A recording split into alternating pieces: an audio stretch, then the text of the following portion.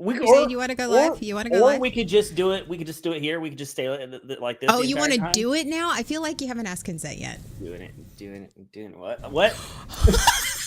Totally got that on. I'm No! totally clipping that No, one. you didn't. I am Nope, didn't totally happen. clipping that shit. Where is that clip there? If Thanks. there's no screenshot, it didn't happen. Oh, I totally clipped it. Thanks. Thank you. Fantastic. That's gonna make it into an intro sometime, isn't it? Oh, fuck yeah, it is. Okay. Awesome. Great. Well, welcome to Waking Up. So clipping, that's right. Hello, everyone. Fantastic. Welcome to Waking Up. I am Anna, and this is my best friend and cohort, one of my partners in crime. Yes. Sean. It is I. Yes, this is how we do it in the morning. This This is how we do it. Okay, so I've actually, now that I actually had some bonus days off from my day job due to my transition. So Yeah. I've actually had some sleep, sort of. And did you? I mean, I've had sleep that I'm not having to wake up and hating life. So come on. There you go, Okay, there you that's go. different. That's better. That's an improvement. So I actually woke up. I put makeup. I washed my face. I did my hair. Nice. I know. I burnt myself though. It's fine. The How did- sacrifices, because beauty is Curler. pain. Because beauty is pain, John. That's a perfect segue for our topic, but we're not there yet. No. Oh, thank you, Unreal Liz. So here on Waking Up, this is mine and Sean's podcast about religious trauma, and we also talk about our mental health journey. And so welcome to everybody that's here. Welcome back. And let's go with the disclaimer so we don't get sued. Okay, so here on Waking Up, we are not here to bash anybody's faith or religious beliefs. We think that faith and religion, when done in a mentally and emotionally healthy manner, is a beautiful thing. We are not licensed therapists. We are not certified anything. We are not professionals. Let's just be real. We're not professionals, at least, mental health professionals. So anything said on this podcast is our own opinions, our own experiences, our own beliefs. They are not official advice. However, if you do need professional help, if you do need some real professional advice, we do have information that we can provide for you to get you the help that you do need. And all you have to do is contact Sean and I on our socials at Nerd Mom Ace or at Dorian Sombra, and we would be, or our Discord. We're everybody's on our Discord, so or contact us on our Discord. We're on there, and we will be happy to get you the information that you need. Sean and I grew up in North Carolina in the Bible Belt during the heyday of Billy Graham and all of that stuff. We both grew up Southern Baptist, which, if in case you don't know what Southern Baptist is, it is a conservative evangelical denomination of the Protestant Christian faith. And like we say every week, we didn't think it could get much worse. But it did. And we have been proven wrong. So here we are talking about our religious trauma while there's a whole generation of new kids getting traumatized. Except this time they have the internet. They're lucky. They get the fucking internet where they We didn't have any of that. We felt we grew up in a bubble. we grew up in a bubble. Like, for the longest time, the only people that I associated with were people in my church. Yep. Like, that was it. That was my entire we didn't social have circle. smartphones. We didn't have any of that shit. No internets. Nothing. I mean, we had internets, but it was like Message board internet. it's like dial-up. Dial-up. Oh my god. I need that sound. Yeah, that's a traumatic sound. The dial-up modem. Damn, thought you were pros. No. No. Not in this stuff. In other stuff, yes. Oh yeah. I mean, Yeah, ask me to design something, and I'm right there. I got you, boo boo. But no, we are not professional healthcare providers. Nope. Sorry. Trauma Triscuits. We are two trauma. That's what I used to say. We are two trauma Triscuits on the internet, just spouting our trauma and our mental health journey. So, because Sean chose the topic last week, and every time he chooses the topic, we all get triggered. Me and our audience included. Like, I don't know. It's a special gift you have. I don't know. I feel like it's like, oh, I'm going to, like, you know, if I'm going to be triggered all the time, you do too. It's like, okay. Well, remember the topics I picked when we first started? This is just me swinging the other end of the pendulum. Oh, it's you overcompensating. Yeah, because every time you choose that, it was so superficial. And I'm like, what the fuck what do you want us to talk about? Like, what? Like, it was so superficial. It's like, it was. So, yeah. Can we find that wise Happy mind, medium. as they say in DBT? Like, we went from logic brain to emotional brain. Can we go to wise mind? Can we just find that center, please? That would be great. What I find funny is so you picked the topic for this week, and you're like, this is going to be a light. This is going to be a funny topic. It's going to be keep it lighter. I didn't say funny. I said it's going to be light. Light. It's going to be lighter. Yes. Okay. No TV, radio, or internet. Oh, yep. And there are churches here too. There were 3 channels. Yep. Say no TV. Yeah. So I decided that we are going to do, as you can tell, that was a lie. As we all know, for those of us like the whole like talk show hosts, it's like, you know, they were Maury Povich. Like now we're dating ourselves, but it's like, you know. They say the lie detector test. Yes. And that was a lie. But see, we grew up like Sean there, like I know you and I both have talked about this on the podcast and with each other about just the lies, how lies become our belief system.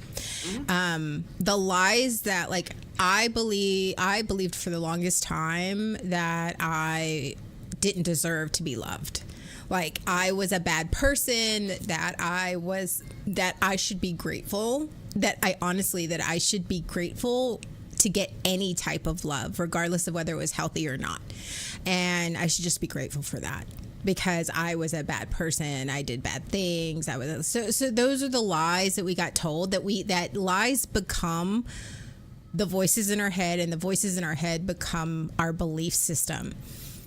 That's what a belief system is. And so this is what we grew up on. This is the things Twannis, you're gonna get, don't worry. Twannis, hey Twannis. We got lighter stream, but I need by Sunday. Oh, you'll get that too. It's fine. We're just doing the thing that like the coping mechanism of we're turning our trauma into humor. It's fine. Exactly. Yeah. Today I don't feel like crying on stream. But you showed up anyway. You right. Again, lies we tell ourselves. So like, yeah, Sean was like, I was like, I wanted to pick something lighter. He goes, you think this is a lighter one and we're not going to get triggered? I was like, yeah, it'll be fine. He's like, and the lies we tell ourselves. So we've started early. Okay, good. That's fine. Oh my God. I'm like, Jesus. So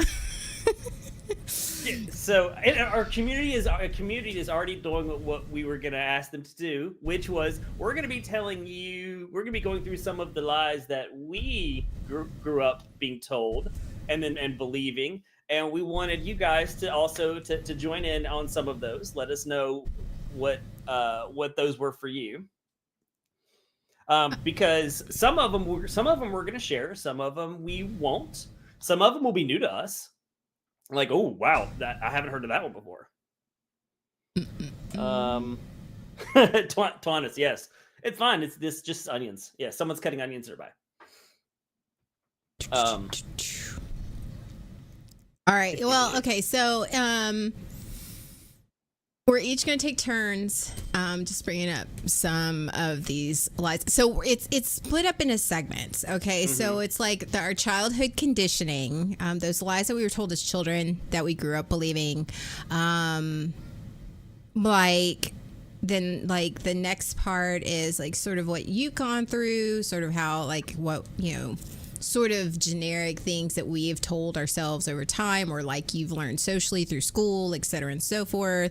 And then the last one is going to be a lightning round of the lie detector round. And it's true. It's going to be like true, false, or sorta, like, because some of these are are true and false because things can be things can exist in the same space. There can be a certain amount of truth to it. And we're about to get the fuck triggered out of us because we're about to be like, it's fine, and you think that we're not going to be triggered? Oh, we're here. Oh, yeah. We're just going to laugh about it today because I just don't have the headspace to cry about it. So we are not making light of people's traumas, and I just want to make that very emphasis. We are making light of our traumas because this is a coping mechanism that we use, and we're also like, we will probably be triggered because some of these things that we told ourselves are very deeply rooted, and we're still dealing with them. We're still dealing these with are them. Some of these are still lies that we find ourselves telling ourselves that we still tell ourselves, just period, just like not even find it. So these are still those things that we're working through. Oh, Asta, you're here. It's a safe space. So however you show up, it's however you show up, and that's fine. Yep. We don't expect you to be anything than who you are, and that goes for anybody else in the audience. Like, you show up as you show up. If it's triggered, great. If it's, if you're drained, awesome. I mean, not awesome in that, but like, you show up as you are. We don't expect you to be anything than how yourself. And I want that, like, everybody to know that is, and that's how, like, honestly, that's how all of Team AOA, even when we're gaming, even like Team AOA, that is sort of our philosophy, is that show up as you are, like, as you are. We don't put on a show. Like, was it 2 or 3 weeks ago? I went live and was just broken. Like, show up as you are, and that's okay. Like. Yeah. Absolutely. It is absolutely okay. If you don't want to chat a lot, that's fine. You can sit here and watch us. It's cool. If you want to chat and blow us up, it's fine. So absolutely, come as you are, and we will love you as you are, and that's okay. Yes, we will. And we're avoiding this. We are. Oh God. All right. You want me to go first? Okay. So childhood conditioning. We each take turns stating one thing that they were told growing up. The other, we respond to it. And then, we react to it. All right, Sean, you can go first. These are paraphrased. These aren't exact.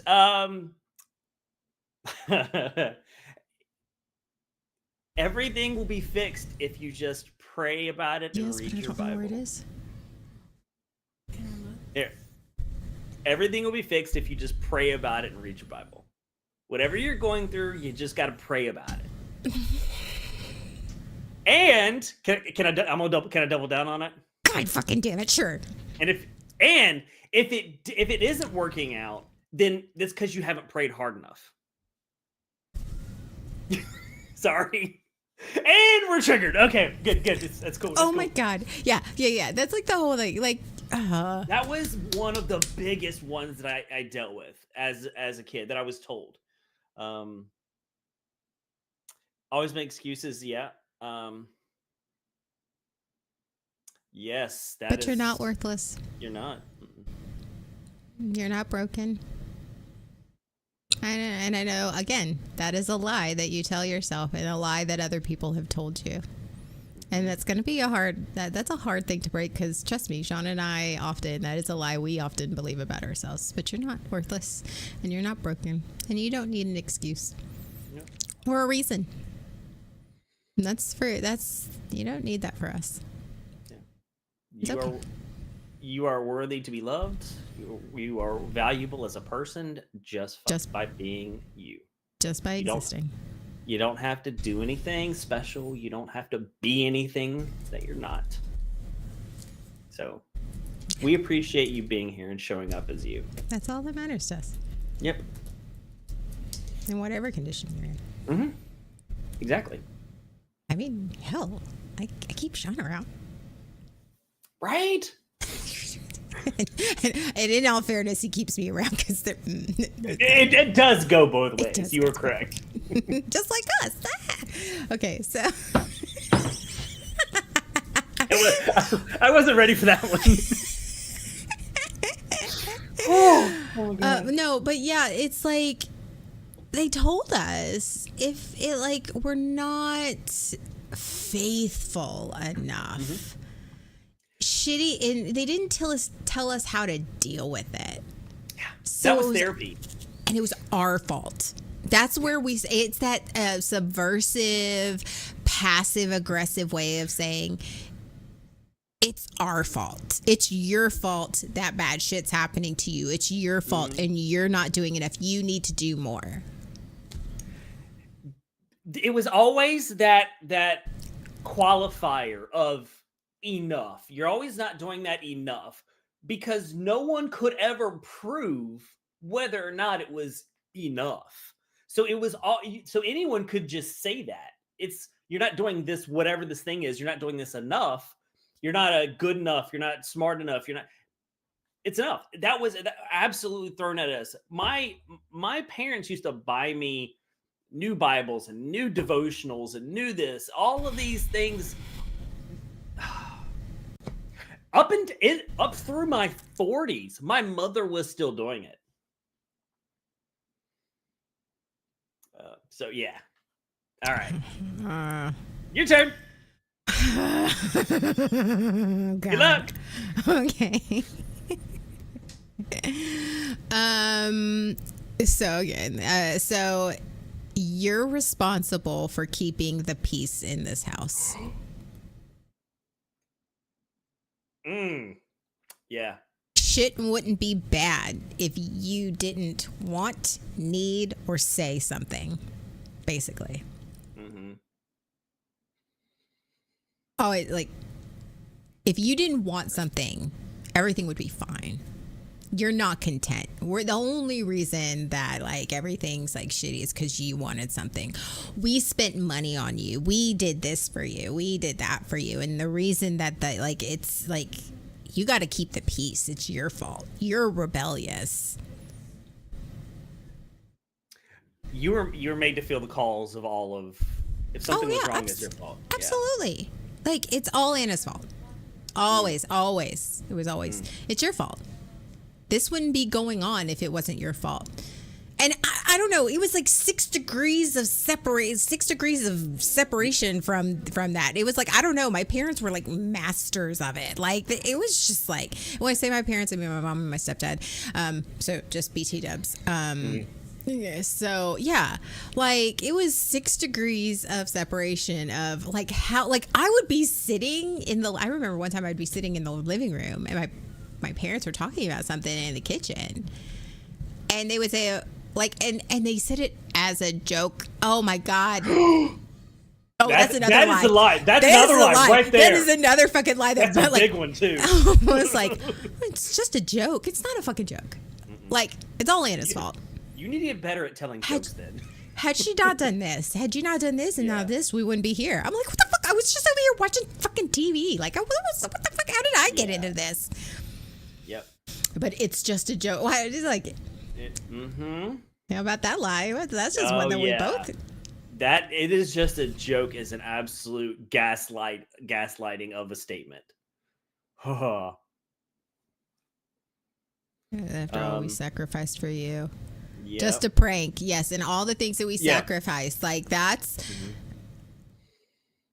and I think that's the Asta, that's the bullshit part of it. That's the bullshit part is all the, and then I make sure I never say to my kids, or if I've ever said it, it has been very rare because it's not a sacrifice.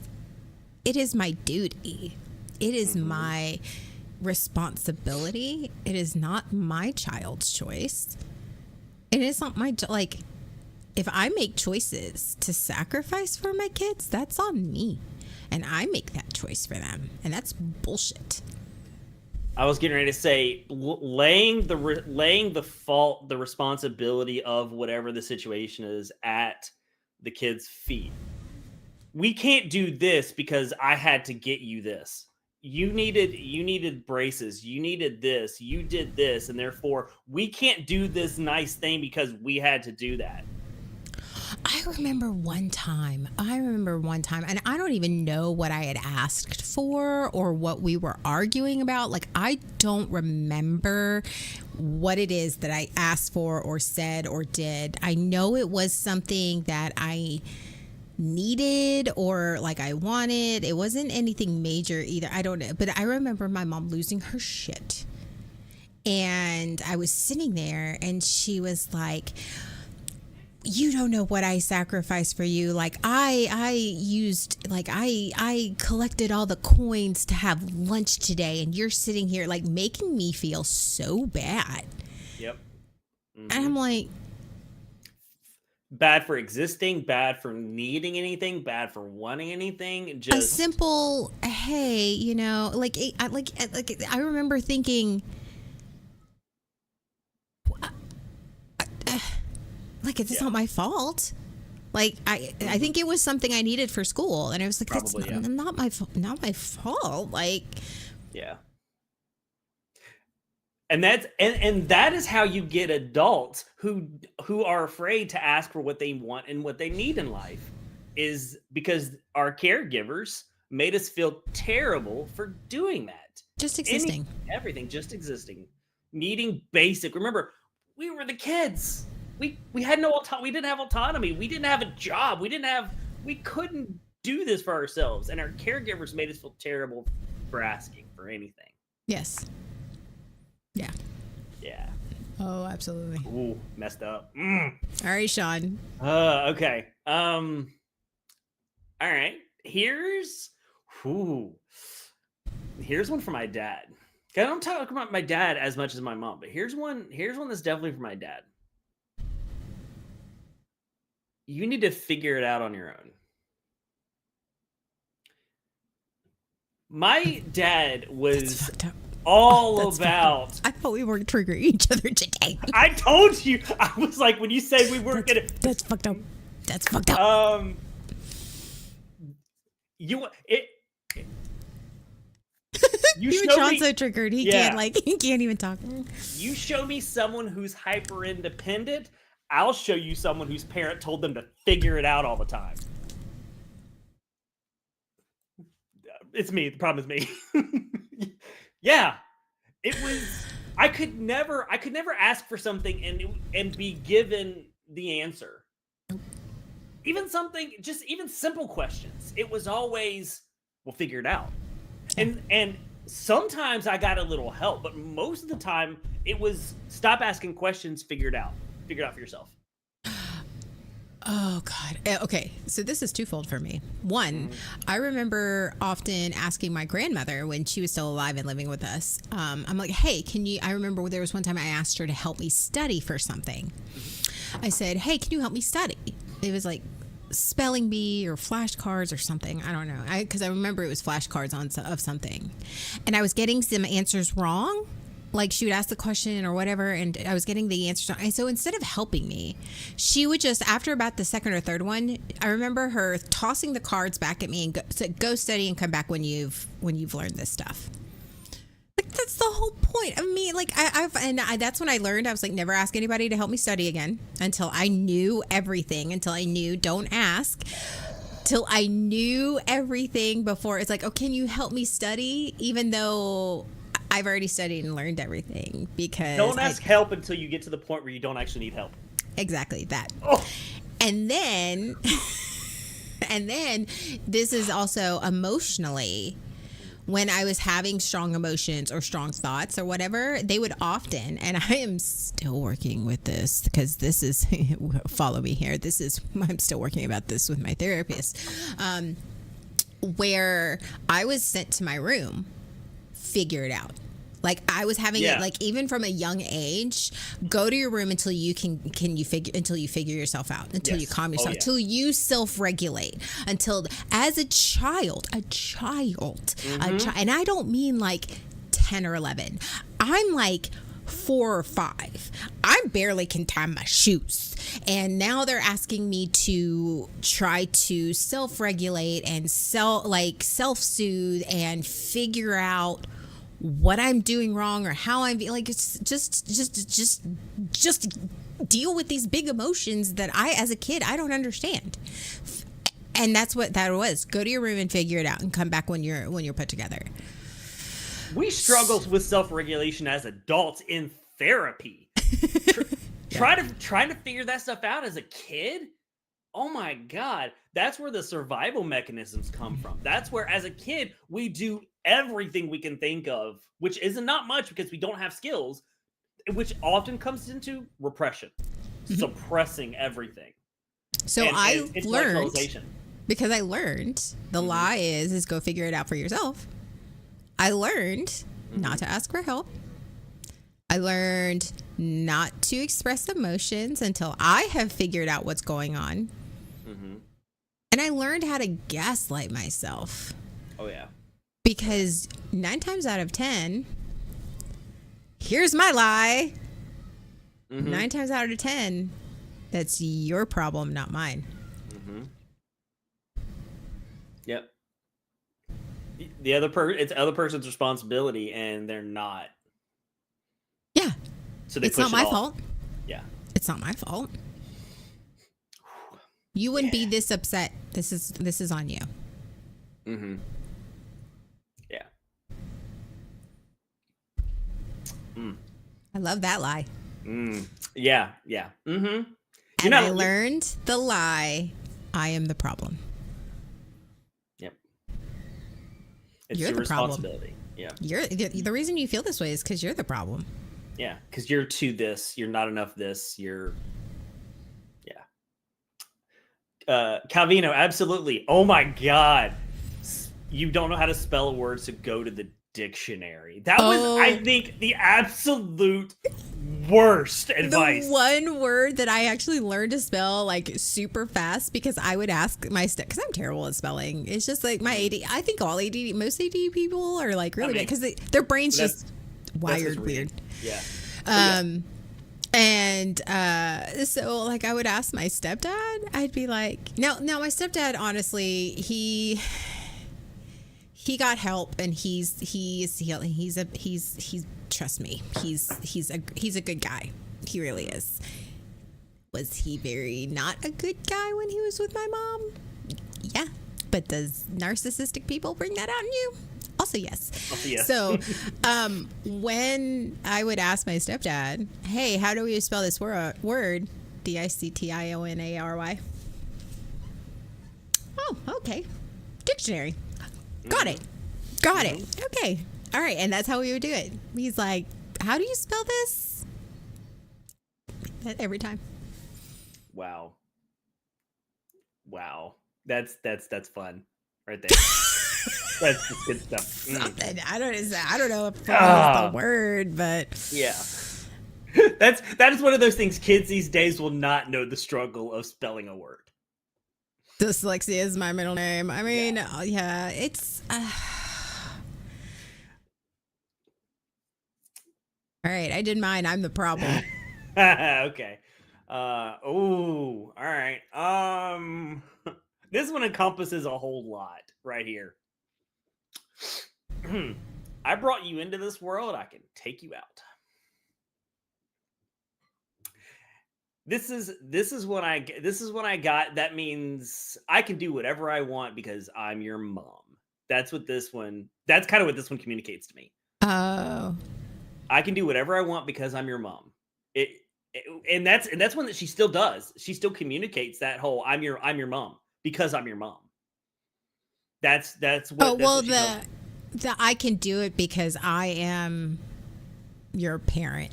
Yes. Yeah. Exactly. The parent. It's the trump card. That was the mantra of my house. Right? Yeah. I heard that. I can violate your boundaries. I can do whatever I want. I don't have to listen to you. I am the all-encompassing authority figure, and you have no choice until you turn 18.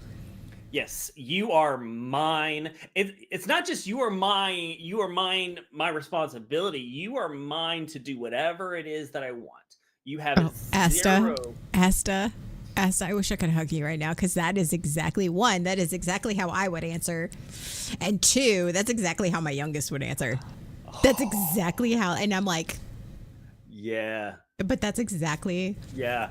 That's exactly Asta. I own your life. Yes. Yeah. That is pretty much it. Yeah. Yes. I own you. Everything. Yes. You always are owing to somebody else. Yeah. Eh, mm. Go ahead, keep going. No, I was gonna say, yeah. And as an adult, I'm like, I didn't have a choice. None of this happened with my consent. I wasn't born with my consent. I didn't. None of this. You were supposed to take care of me, not own me. There's a difference. There's a difference between taking care of me and then taking away all autonomy that I have and telling me the reason you're gonna do this is because I said so. Yeah. Ooh, that reminds me of another one. Okay, go ahead. To tag along to that one, it'll make sense when you're older. When you're older. Sorry. Yeah, that one just I was like, oh god. Yeah, the whole when you're older thing. You'll understand when you're older. I'm older, and the understanding that I have is because you weren't dealing with your trauma. That's the understanding that I have. As long as you live under my roof, you obey me. Yeah, Oh, it's the yes, obedience. that one. It's the obedience. You must, and that's the lie that a lot of us got told. You must be obedient, and obedient was, and there's a difference. Like, yeah, you need to behave, but there's a difference between you behaving and being obedient. And you had to not only be obedient, you must be blindly obedient. Unquestioningly obedient. Very full of servitude. Like, it was very servant-like in that. Do as I say, not as I do. Mm-hmm.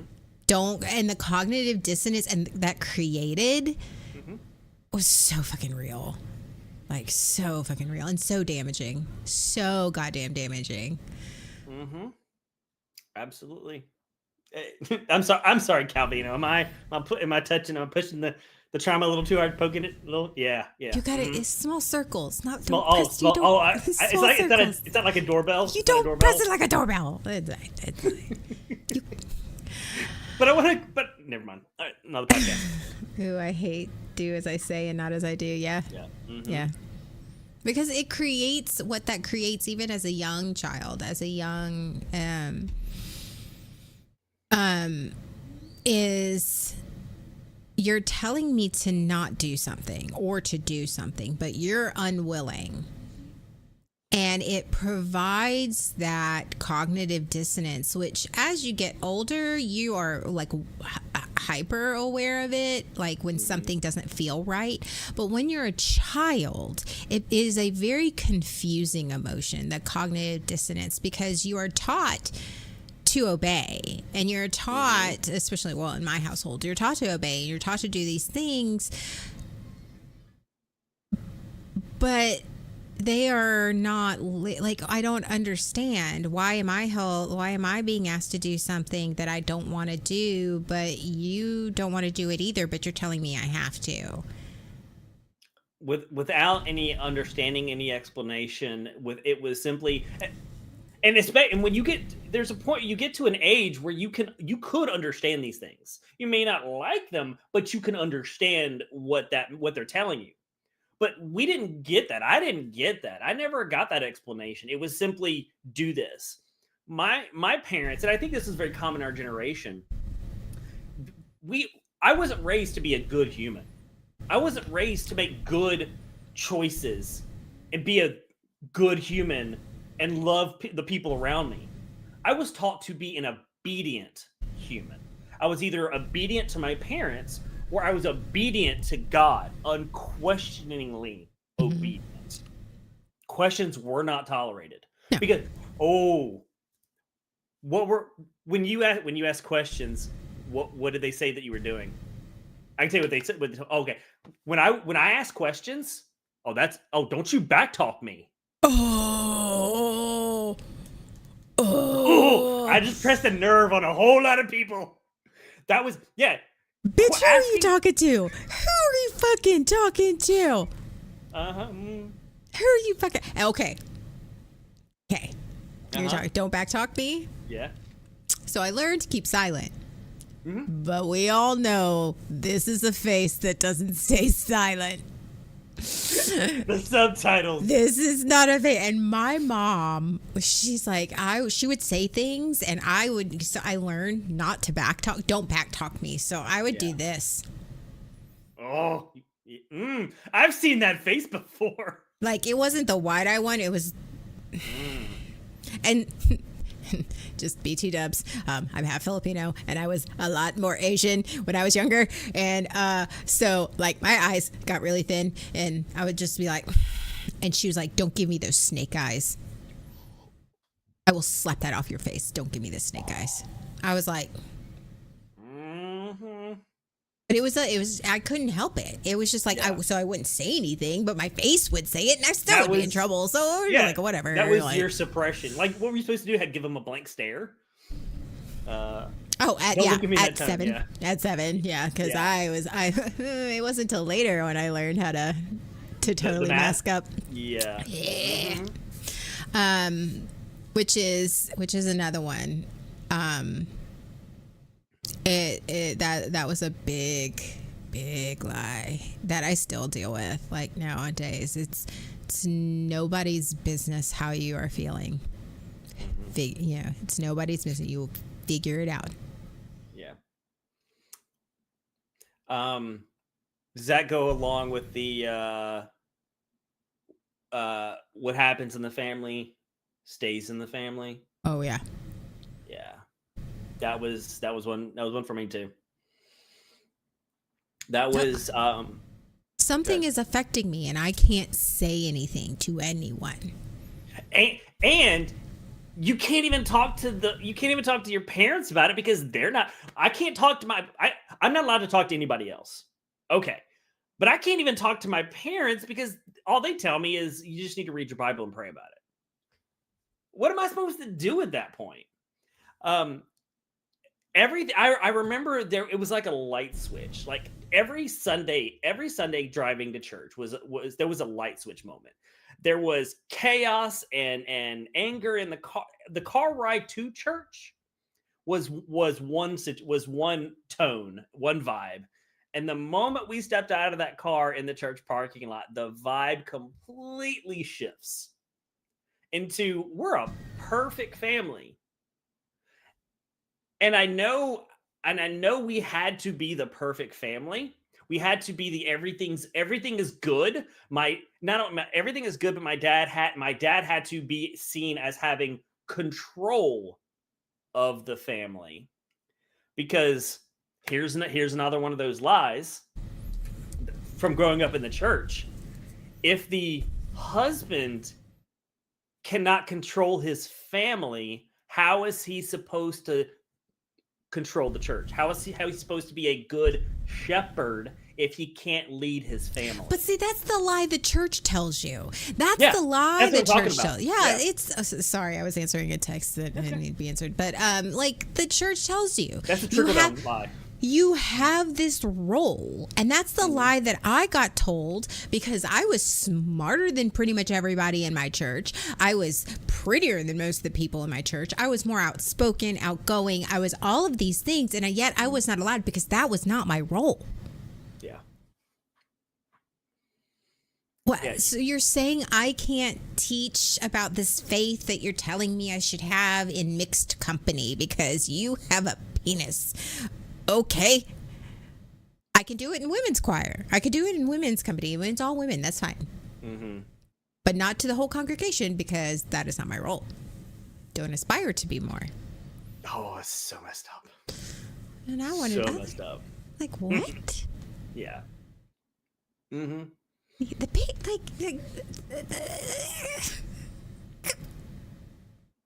The Y chromosome, you're missing a leg. You sort of teeter a little bit. The funny thing is none of that's biblical. None of that is actually biblical. No, it's not. So yeah. Look how happy my brain was. Oh yeah, masking up. Wear the mask. Yeah. Here's the lie I often told myself in childhood. After a while, the lie that I believed. No one cares. Ooh. No one cares. Period. No, and that was often told to me in my household. No one cares what you think. Because no one cares how you feel. Because Wow. no one is going to care what happens. Because insert whatever. No one cares. And so when over time I got told that so much as a kid and so much just growing up, that I learned and I told myself and I learned to believe that no one cares. If I wasn't happy, if I wasn't contributing, if I was feeling hurt, invisible, dismissed, invalidated, all of angry, no one cared. It didn't matter. And that's what I also learned. No one cares. So I learned to lie to myself and say, it doesn't matter. So I don't process it. I tell myself I shouldn't feel that way because it doesn't matter. It doesn't matter if I want something. And I'm like, Yep.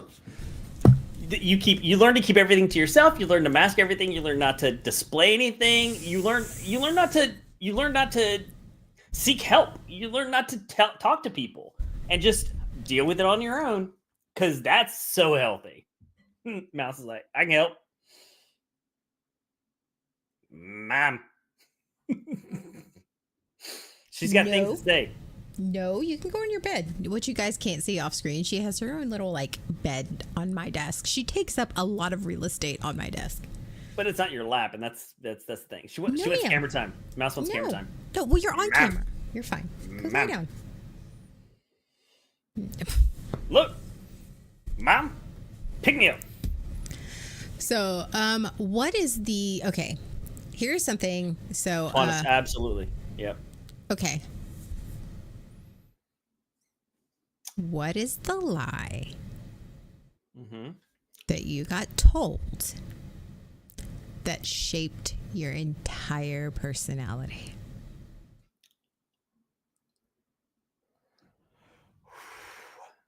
Hi, Eric.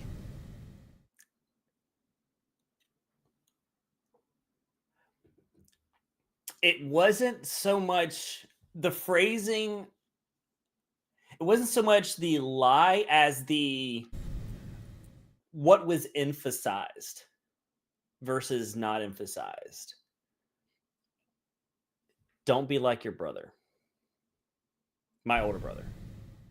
My older brother was the rebel. My older brother was the I don't care. My other brother was the one that was like, I don't care about this religious stuff. He was the one that caused trouble. He was the one that made my parents stressed out. So the lie is, in order to be loved, I can't be like my brother. In order to be loved, I have to be perfect. In order to be loved, I have to meet my parents' expectations. That's the lie. Yes, I'm not lovable unless I don't disappoint my parents, unless I do whatever is expected of me, unless I'm obedient. I'm only lovable if I do meet these criteria, which is opposite of my brother. That has shaped my entire life. I can see that. Yeah, yeah, you can. What? Yeah, crazy, right? Yeah, that's it.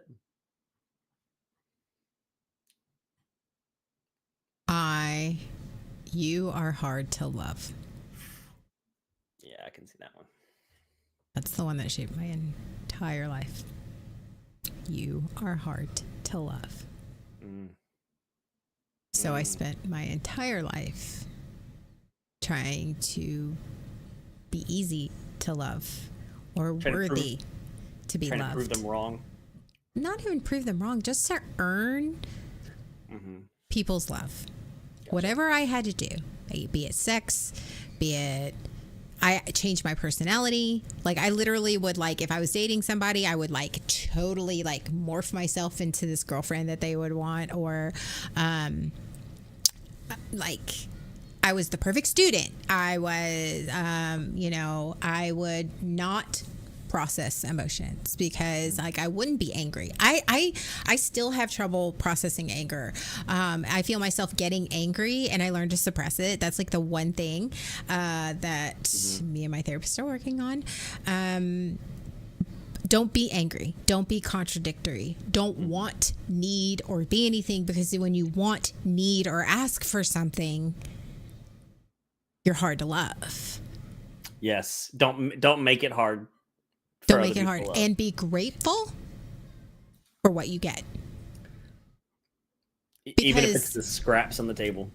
Which taught me to not even I didn't even get the bare minimum.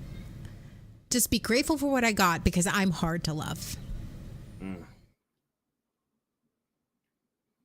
Shape my entire life. Wow. Yeah. Shape my entire personality. It's so great. It's awesome. It's awesome. And by that I mean, oh God. Yeah. Don't ask for help, because that makes you hard to love.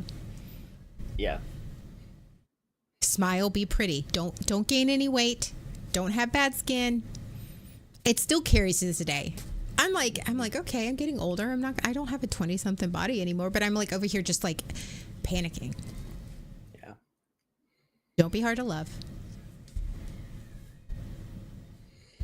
That's sort of where I went wrong in my marriage too. Yeah. Yeah. Because I needed to be easy. I needed to not complain. And when I did complain, it just went bad for me. So I just kept my mouth shut. And that's on me. I mean, because I didn't communicate that well. But still, so I shut myself away. And then by shutting myself away, I then developed coping mechanisms that were unhealthy. Yeah. Because it didn't, the things that you needed, things that you wanted didn't disappear. Really? What? Really? I'm on a podcast about trauma, and you're going to ban that word, Calvino? Fuck you. See, if you're not going to allow me to say that one. Wow. Fine. I won't say it. The lie of you will never be enough. Yeah. That one hits hard. For me, it was. I love you, Calvino. Yeah. Yeah. There's nothing that you can do that's ever good enough. There's nothing that you can do that's ever enough for anyone. That's a tough one. For me, it was trying to be productive and perfect. Like for me, it was I'm only lovable by what I can contribute. Again, it's being perfect. It's being what I can do to make what I can do. I have to be the thing. I have to do the thing. I can't just be. And so it's constantly trying to earn. I'm constantly trying to earn that place, because if I don't earn it, then I'm not lovable, and whoever person's gonna leave me. Yeah. Eric is like that I was lazy because he was autistic. Oh yeah. Like for all of us that have some type of either trauma, mental illness, etc., especially those that go undiagnosed, especially in our generation. And I know I'm dating myself, but in our generation that grew up in the 80s and 90s, that was not a thing. You did not get diagnosed, and you only got diagnosed with like ADD if you were like off the wall bonkers or like depression. You didn't, but for fucking ever, my depression, because here's something you don't know about trauma. When you experience trauma at a young age, and it's a continued, like the CPTSD, like it's a continued, like it's not just like what I mean, one traumatic event. Well, I mean, obviously that's very traumatic, and I'm not minimizing that, but like when the long term, it changes the chemistry of your brain. It does permanently change the chemistry of your brain. It's just like not something you ask for, but for me, it like I'm prone to clinical depression, like, and I can't help it. If my hormones even get a little wonky, my brain goes all fucking shit. But then it's like, or like with my BPD, like all of that stuff, like all of a sudden you've been suffering all your life, and you're labeled as these things. Like Eric's like was labeled as lazy, like Sean, you were labeled as like just, you know, you're ADD. You just like forgetful. Forgetful is definitely one of them. Yeah. And for me, it was like I was too emotional. I was too dramatic. Yeah. But what it was is these mental illnesses that we carry with us, and then nobody, until all of a sudden you're like, these lies, like you believed that you were broken, that something was wrong with you. Something is wrong with you. That's another lie that we get told. That's on my list. Something's wrong. Something is wrong with you. What's wrong with you? Yeah. For me, is forgetfulness, and also being loud, being heard. That was one thing that was what was wrong with me. I was always loud. And so I was told repeatedly to be quiet. And so I learned that old adage, children should be seen and not heard. Asta, I don't speak to them anymore, and that is difficult. And it is something that Sean and I are still dealing with. I can tell you that, like, well, I guess I can't speak for Sean, but I know that for me, I'm still dealing with is the lie.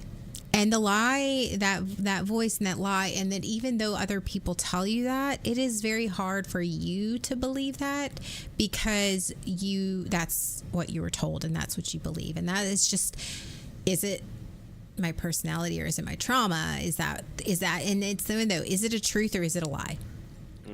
9 times out of 10, it's a lie. And we have trouble believing that. And so I know how that is. Well, I can imagine how that is for you, because I suffer for something very similar, especially when it comes to I'm hard to love and I am the problem. Because it creeps back, even though I know I am not. I have learned, and I have been able to state that in therapy, and I've been working through that. It's still there. It is still part of my belief system that I am still having to go, whoa.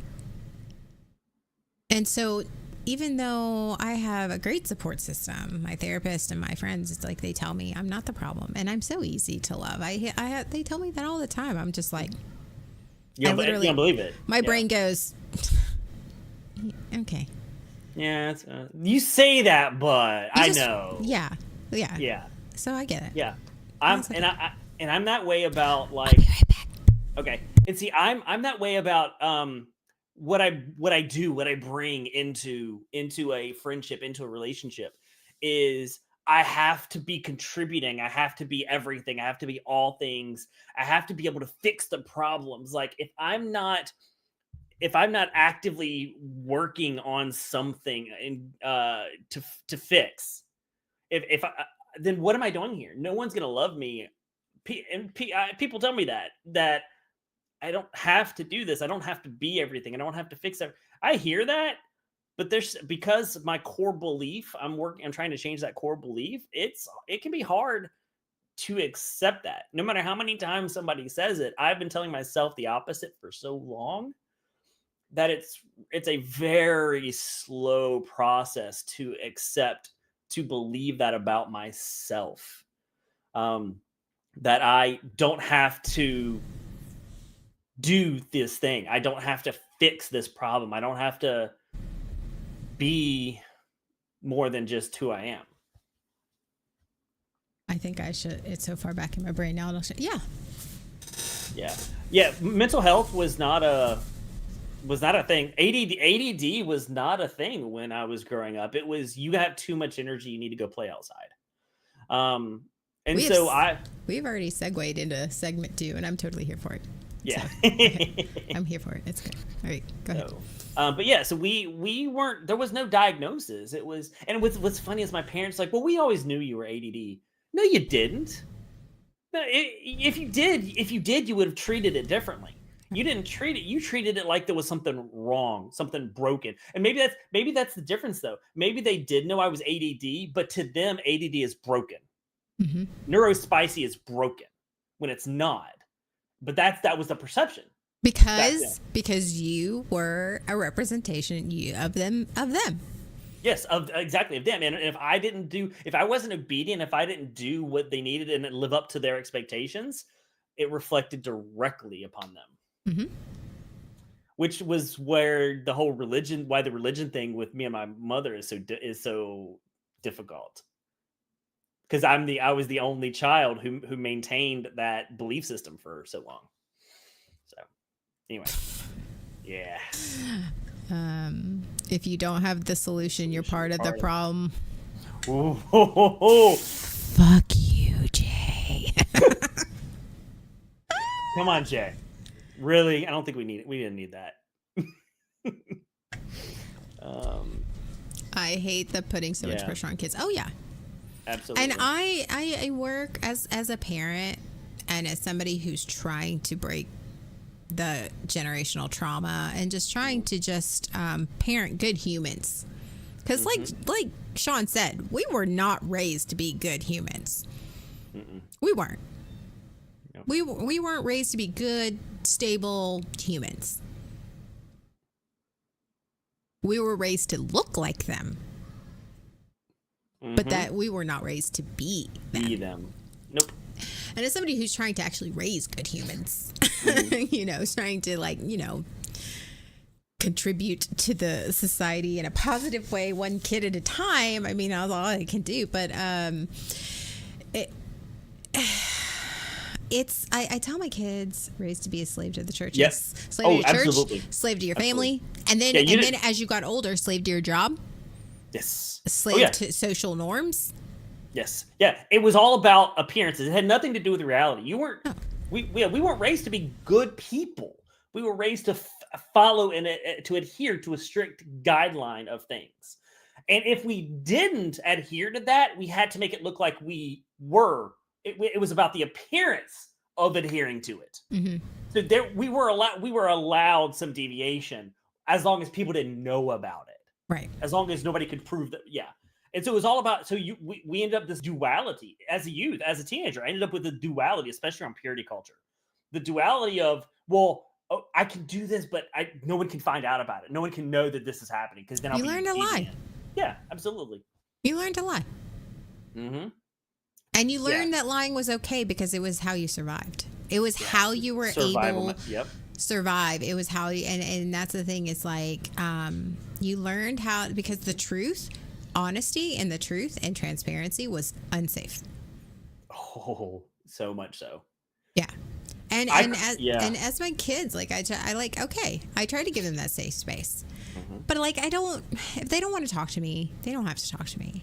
When they are willing to talk to me, I feel good about that. But I also like the pressure I put on I try to tell them it's okay. You're not perfect. And I don't expect you to be perfect. And you're going to get angry at me. And that's okay. And I'm still going to love you. And like the perfectionism, first off, it's in their genes, unfortunately. Like, I mean, as much as I want to, me and their dad, like... There is a certain amount of nature that does affect have an influence here. Yeah. Yeah. Let's just say both my kids, they just but they achieve things, but they're not devastated and they are genuinely happy when somebody else wins an award for them. Now, are they disappointed and do they deal with those emotions? Yes, but they actually genuinely, like if they don't win an award or they're not the top of their class or they're not whatever, they are okay with it, and I think that that is shows like that I'm just like, I don't, if you want to be the best, absolutely I will support you in that, but I also won't, like, if I think that you're slipping on your potential or you're saying, then something is wrong, and that's a sign of a bigger problem. That's a not conversation. that is a conversation of, okay, what's going on? Are you struggling in school actually, or is it something else? Yeah. But that's not something our parents ever said to us. No. It was a requirement. At all cost. Yes, it was an expectation. There was an expectation of achievement, and not just achievement in terms of doing good, but achievement in terms of doing the best. It was always about being the best at something. Oh yeah. And that's and yes, those are things. Yes, if you did great, if you were fantastic at something, wonderful. But that was the only time that I really was shown appreciation and affection. See, and that was the fall. That was a pitfall right there. Was most of the time when I was shown love and appreciation and affection from my parents when I achieved. The rest of the time, I didn't. So I learned, if I wanted to get that affection, if I wanted to get that appreciation and love, if I wanted to know that I was loved, I had to achieve. So not achieving was devastating. If I didn't meet that expectation, completely devastating, because that means I wasn't lovable. With a C in US. Oh yeah. Yeah. You should have seen the first time I came home with a C. I will never forget it, because I am not. I'm just going to be real honest. Some people are math people. Some people are like, I am not a math. I don't do the numbers. I don't. I just, numbers get, like, I can do them when I really have to concentrate on it, but 9 times out of 10 numbers get all like wonky in here, like it's just my brain. But like, I came home with a C in algebra 2. I will never forget. Algebra 2, sophomore year of high school. A C. Ooh. C. My parents lost their shit. Yeah, C's were unacceptable. No. A be on a roll all the way. Yeah. Wait, I need to ask, because sometimes I forget that we have our overseas friends. Like, I read that as U.S. and my brain goes U.S. history, like United States stuff. What is U.S. for you? Because I assume if you're across the pond, United States. No, is that? I think it's a C in U.S., the United States, the country you're living in, Sean. Does Asta live in the U.S.? No. That's my point. Yeah, he's saying it's an 8, which I think is a C in the United States. I completely misread that. Never mind. I completely misread that. All right, moving on. This is spelling, and I am really okay. No, I read that. I read the 8 as a B, so I read it as a B in US. Whoops, my bad. Sorry about that. It's a good thing I'm pretty, isn't it?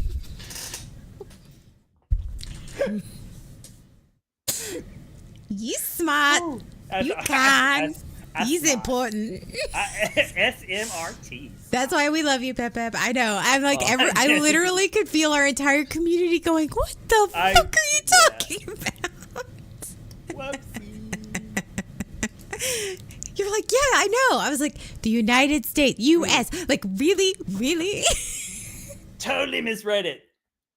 Reading the comment explains the comment. Yeah, yeah, it does. You're my bad. Sorry.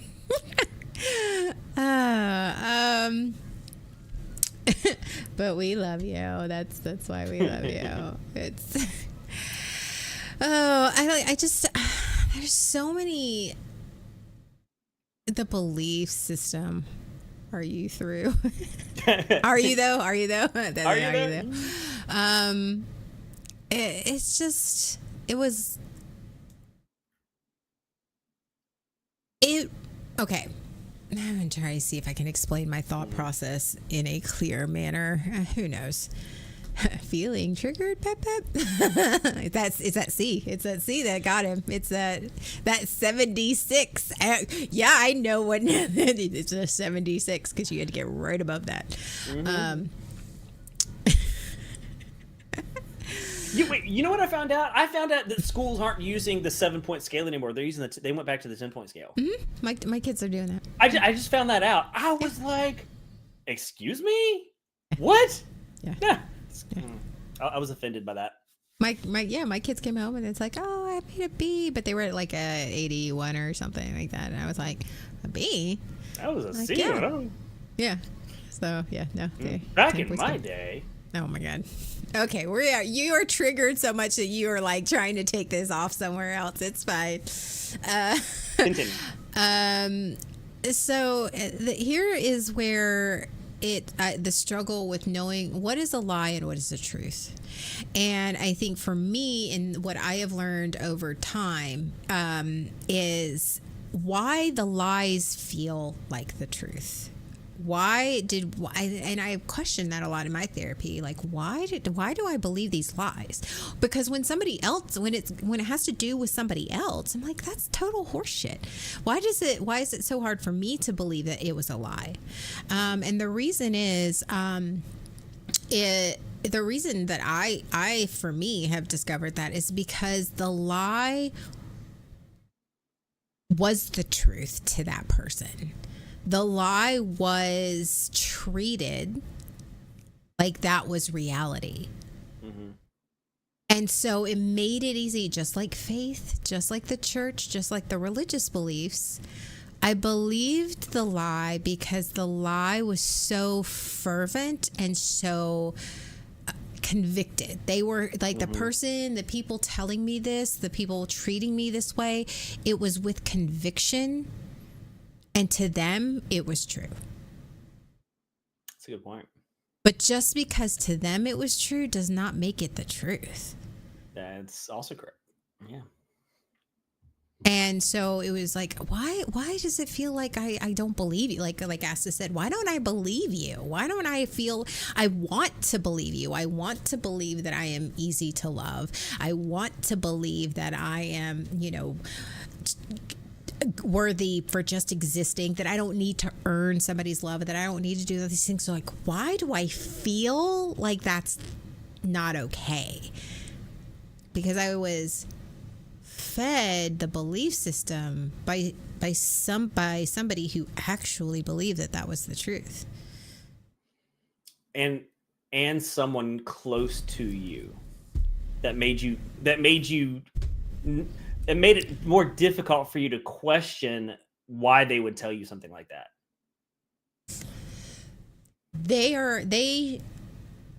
Mom, parent, caregiver, they're supposed to be the ones in charge. They know more than me. Mm-hmm. So they must know something that I don't. Yeah. Mm-hmm. Everyone knows better than me. Everyone knows what's best for me better than I do. I grew up that's what I grew up believing, and that's what I still struggle with. That is that I don't trust myself. I heard I was watching a TED Talk at one point, and they were saying the difference in lies and people believing that.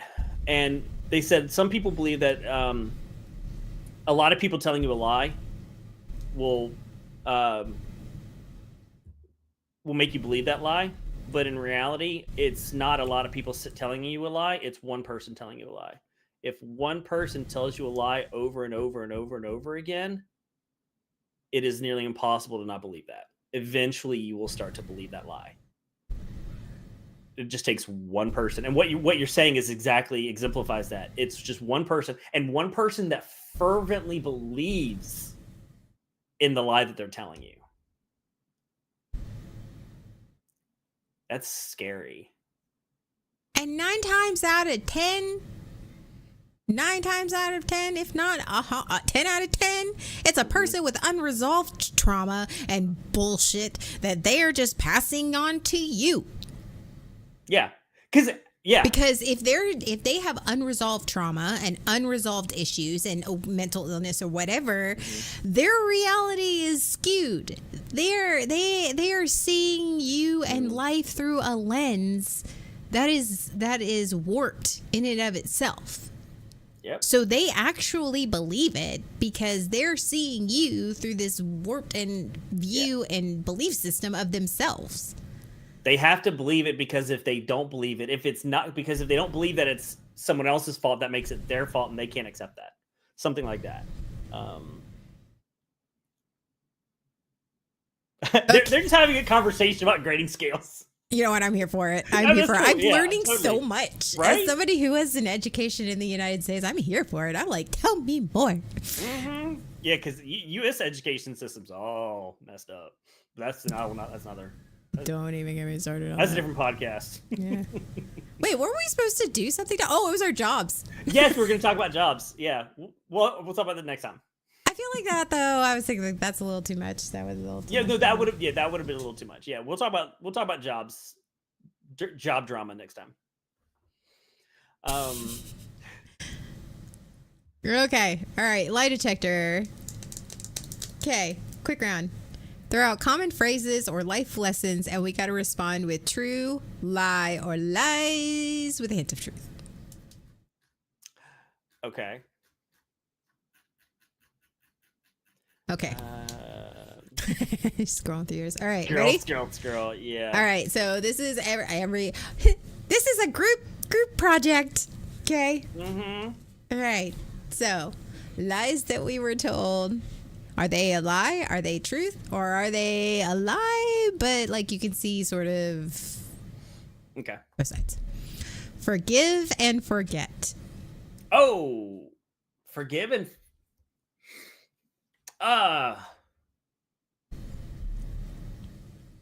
no. I don't think that's. I don't think. I think there may be some, but I don't think it's straight up forgive and forget. Because if you I don't think that's 100%. That's not good. That's not a good advice. 100%. I think here's the thing. Mhm. I think it's a lie, but I think it's a lie with some truth to it. Mm-hmm. Here's why. I do believe that there comes a point where if you're in that place, you can get to that healing place where you forgive somebody, but that doesn't mean you have to forget what they did to you. Yes. And that doesn't make you spiteful. No. Yeah. That just means when you forgive somebody, you are saying, for me, in my personal journey, because everybody's idea and view of forgiveness is different, is I don't want you to have that have that hold of me anymore. Mm-hmm. I am emotionally letting go of that, whatever feeling I have of that. Mm-hmm. But I won't forget that. That is not something that is I am permanently marked on me. However, and I'm telling you this now as this is my personal opinion, this is not professional advice, but if you don't want to forgive somebody, you don't fucking have to. Yep. Don't fucking do it. If you don't I agree want with to, don't fucking do it. And that's perfectly okay, and it is perfectly fine. Don't forgive them. Let them be in, you don't have to forgive them. That is okay. Yeah. And someone asking for forgiveness does not there's a word I'm looking for. If someone asks you for forgiveness, that doesn't immediately mean that you have to accept and forgive them just because they ask for it. You don't have to. And that doesn't make you a bad person either. It doesn't make you a bad person if you're not if you're not okay with forgiving them. Right. Please forgive me. You know what? No. And asking and extending forgiveness does not absolve the person of consequences of the thing that they did. What? Crazy, right? Because some people have that expectation. For people in the back. giving forgiveness or being the one asking for forgiveness does not absolve the consequences of the choice of the thing that happened. You can forgive them, doesn't mean there ain't consequences to what they did. I'm gonna clip that shit and send it to my mom. Mm-hmm. Like, send it to the group chat that I'm apparently like. I keep. I figure that out. Okay. Okay. Why don't you do one?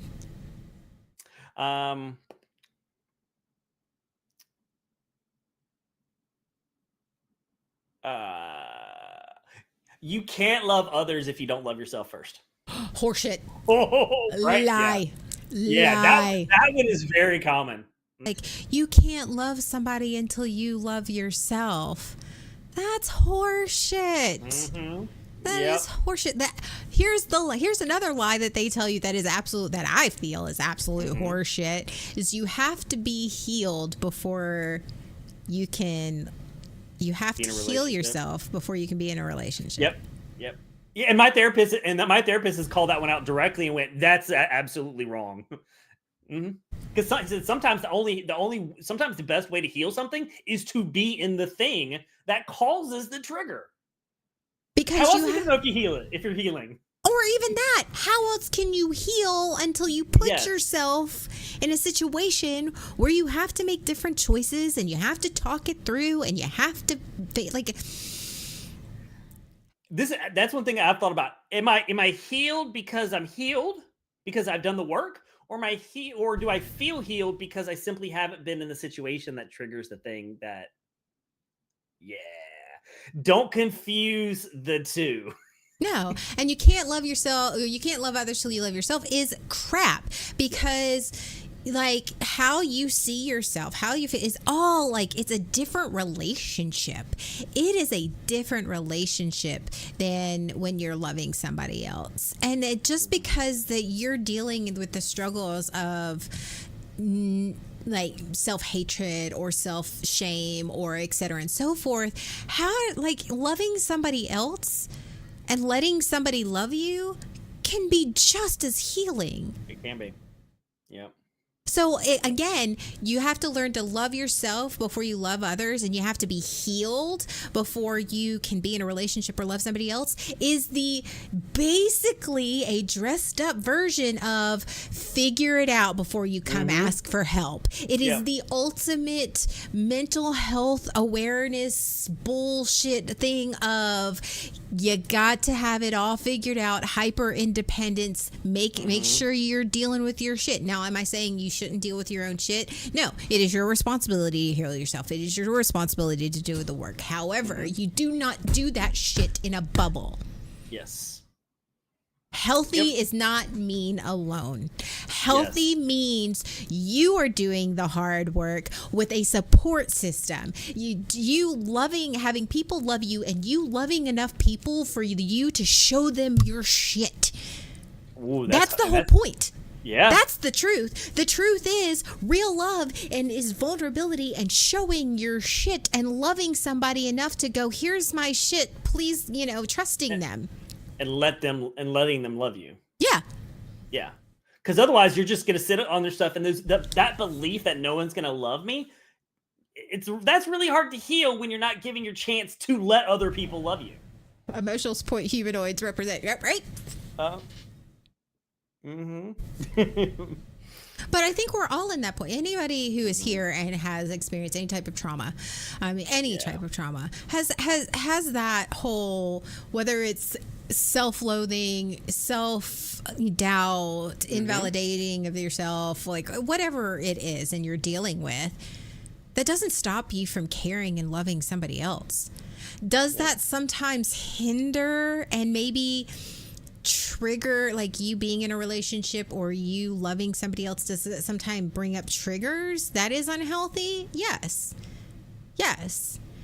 And yes, it is your responsibility to deal with that trigger. But that doesn't mean avoid the fucking trigger. That doesn't mean avoid and not connecting, because that's just exacerbating the problem. Yeah. Absolutely. You have to love yourself before you love somebody else. Okay, well then I'm fucked. Yeah. Do you ever think you'll be at a point where you are 100% like I love myself to be in a relation? No, I don't No. think I'm ever gonna get to that point where I'm fully like, yeah. So it's like there's also a difference between I don't love myself but I'm working on it, and I don't love myself and that's just how it is. It's never gonna change. Loving someone else has helped me heal the traumas from my past. Yes. Yes. Yes. Because here's the thing. Here is where I have learned in healthy relationships, you are still going to have the shit. You are still going to bring the baggage with you. The baggage still comes. No matter how much healing you have, the baggage is permanently chained and tattooed to you. However, you're like loving the right person or having the right people in your life. They're going to be like, when the trigger happens, they're going to go, yeah, there might be conflict, but then they're going to go, okay, still think you're a good person, still love you, still not going anywhere. And you're like, and that is going to be like, especially in your first relationship after, like, you're like, the first healthy relationship after a toxic, ugly one is scary, awkward, weird. You think something is wrong. Yeah. Yes. Yeah. Yeah. Mm-hmm. Yeah. And they're like, no, you don't have to. Yeah. So, boundaries are walls you put up when you're bitter. Oh, that's 100% wrong. Oh, boundaries are bad. Boundaries are manipulation.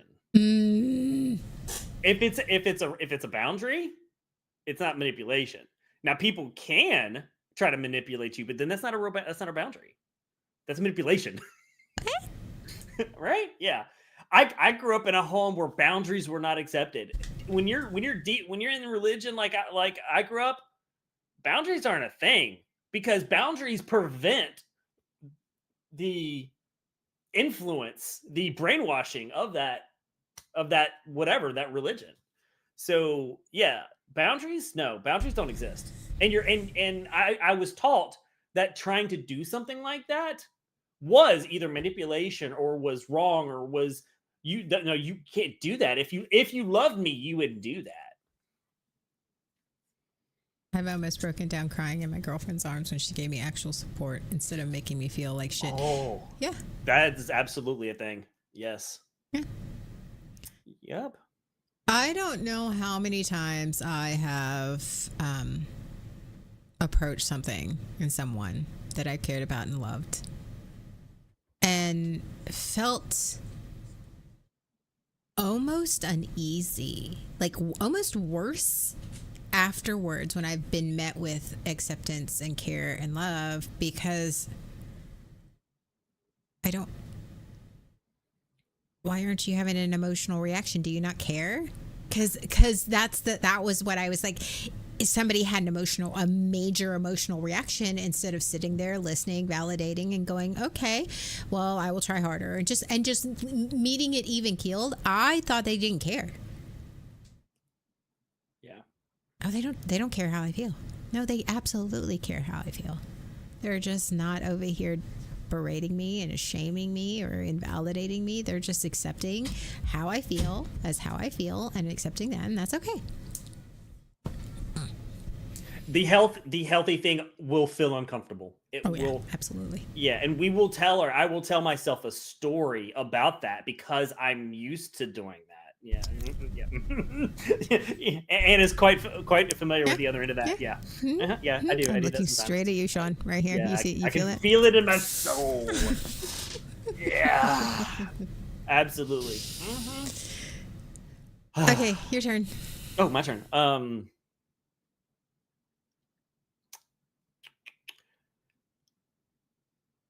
You should be grateful. It could be worse.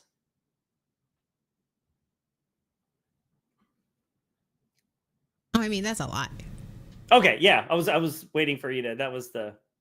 Yeah, I grew up with that one. I grew up with the. Yeah, the clean your plate because there's starving children in another country. Why are you crying? I'll give you something to cry about. Okay, go ahead. Oh, yeah. I'll give you something to cry about. Why are you crying? The whole that invalidation. I'm not allowed to feel this way because they don't deem it worthy of emotion. Okay. This is one where it's like, actually, that is the lie. Mm-hmm. But I feel like there's a hint of truth in that. Okay. Because it's the phrasing Mm-hmm. is the lie. Why are you crying? It could be worse. Mm-hmm. Yeah, it could be worse. Because as somebody who's an overthinker and my trauma was prepare for the worst, no matter what I was in, I'm always thinking worst case scenario. So yes, it could be worse. Yes, it could always be worse. That's the truth part of it. However, the lie part of it is the invalidation of why are you crying? You don't need to be bad because it could be worse. Yes. The thing is that you are allowed to be upset. You are allowed to be angry or sad and upset. And yes, you can cry about it and it can be bad. But yes, it also could be worse. Yeah. But that doesn't necessarily just because it could be worse does not mean it isn't bad right now. And that's where the lie is. So I feel like it's a lie, but also with a hint of truth into it. Yes, it could always be worse, but that doesn't mean that it isn't bad now. It's the and versus the or. It's not, yeah, because it's often said as an or. You should invalidate it because it could be worse. It's or could be worse. Whereas you're saying, no, your feelings are absolutely valid. Yeah, it could have been worse. Yeah, but that it doesn't feels invalidate. bad. Yes, it's bad. It feels sucks. bad. And Yeah. it sucks and you're suffering. And yeah, it could get worse, especially when for me, that's the way my brain works is like I spiral into it's going to get worse. It could get worse. It blah, blah, blah, blah. Yeah. And it could get worse and it could not. Yeah. So And how you feel right now is still okay. Is still, Yeah. Absolutely. Yep. All right.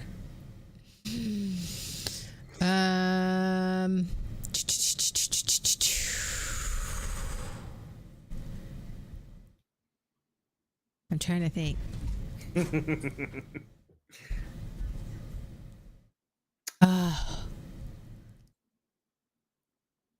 Anger is a sin. Yeah. Well, okay. Yeah. Yes. That's wrong. That is absolutely wrong. I love how you were like, Well, no. The reason I did that is because anger was a sin was kind of like a contradictory because I was taught that, like even Jesus got angry, with in the church and the tax collector, the money changers, whatever, right? So I mean, yeah. So I was told that yes, it's okay to be angry because Jesus got angry, but then whenever it came time to be angry, it wasn't okay. And because I was never taught what to do about it, I was never taught to process it properly in a healthy way. I was never taught to explore it and go, okay, you're angry. Where's that coming from? What's the, it's the secondary thing. So I was never taught to deal with it, to deal with anger in a healthy way. So, but yeah, anger is a sin. That's absolutely wrong. okay. All right, I got some that like therapy is for people who are broken. Oh, yeah. Yep. Therapy, yeah, that's wrong. Completely wrong. Oh, my parents like it was like you didn't like if you went to therapy, it was bad. You were Same bad. thing with me. I didn't. Yeah, therapy wasn't going to a licensed therapist. If you needed help, you talked to your church leader. That's who gave you help. That was your therapist.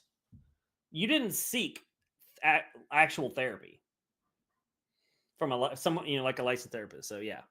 Okay, here's one that's off the charts. Oh Lord.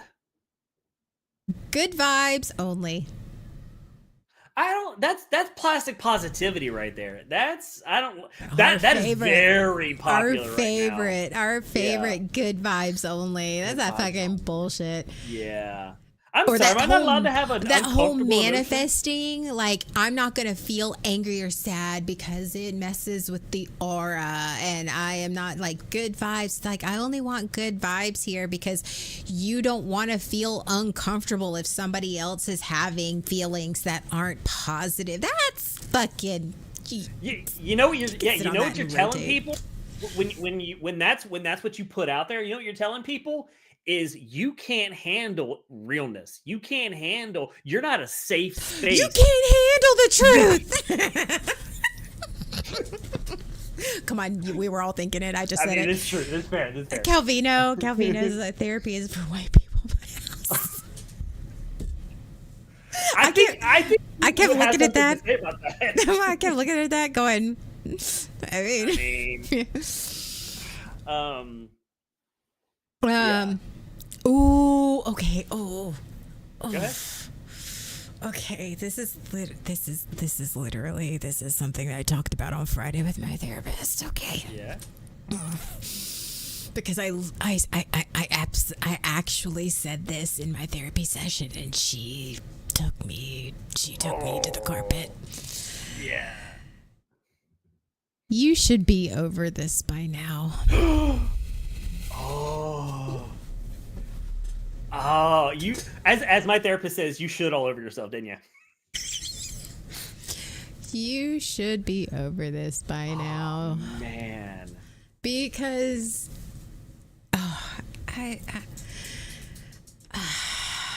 I literally said I should. Oh, thanks, Twanis. I literally said this in my therapy session. She says, "Hold up." She was immediately, because I have a great therapist. She's amazing. Mm-hmm. Hold up. Mm-hmm. Who says? Mm-hmm. There is no timeline. There is no timeline to healing. And who says? Mm-hmm. Yep. Because I was like, because I'm talking about the same subject I've been talking about for like 2 or 3 weeks. And I was like, I know, I'm sorry. I should decide. I should be over this by now. I should have made this. She goes, whoa. No one says that you should. And second, you obviously need to talk about it. So you're talking about it. And that's okay. There's no timeline. You will come to a decision or a choice, or you will move past this when you move past it, when it is your time to do that. And that is nobody's choice except yours, and nobody's healing, and that's your timeline. Mm-hmm. And how many people tell us that, though? You're holding on to you should my parents, my mom, my family. I don't understand why you're still upset about this. Why are you still? Yeah, you should be over this. Why did we why bury is the she over hatches? Why? Yeah, it's other people forcing their timeline on you. I can't tell you where I buried that hatchet, but I mean that's how it's in me to jail. Yep.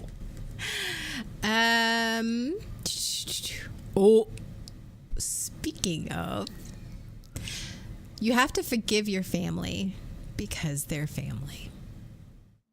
Take it away, Sean.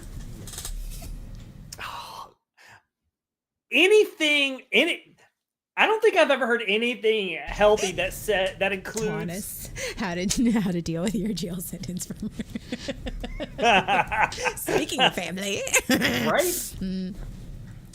I don't think I've ever heard anything healthy that included the phrase because they're your family, or because they're your family because I'm your family. Family is not the reason to allow things to happen that are not healthy, that you're not okay with. Just because, as my sister said, we are not family. We're fucking related. Mm-hmm. I mean, her and I are family. Like, we've talked about this, but she's like, but yeah. Yeah. So that whole family thing, if they're bringing overall negative. There is a difference between having a relative versus having a family. Mm-hmm. I can tell you right now, My kids have been raised with knowing the difference between birth family and chosen family. Yeah.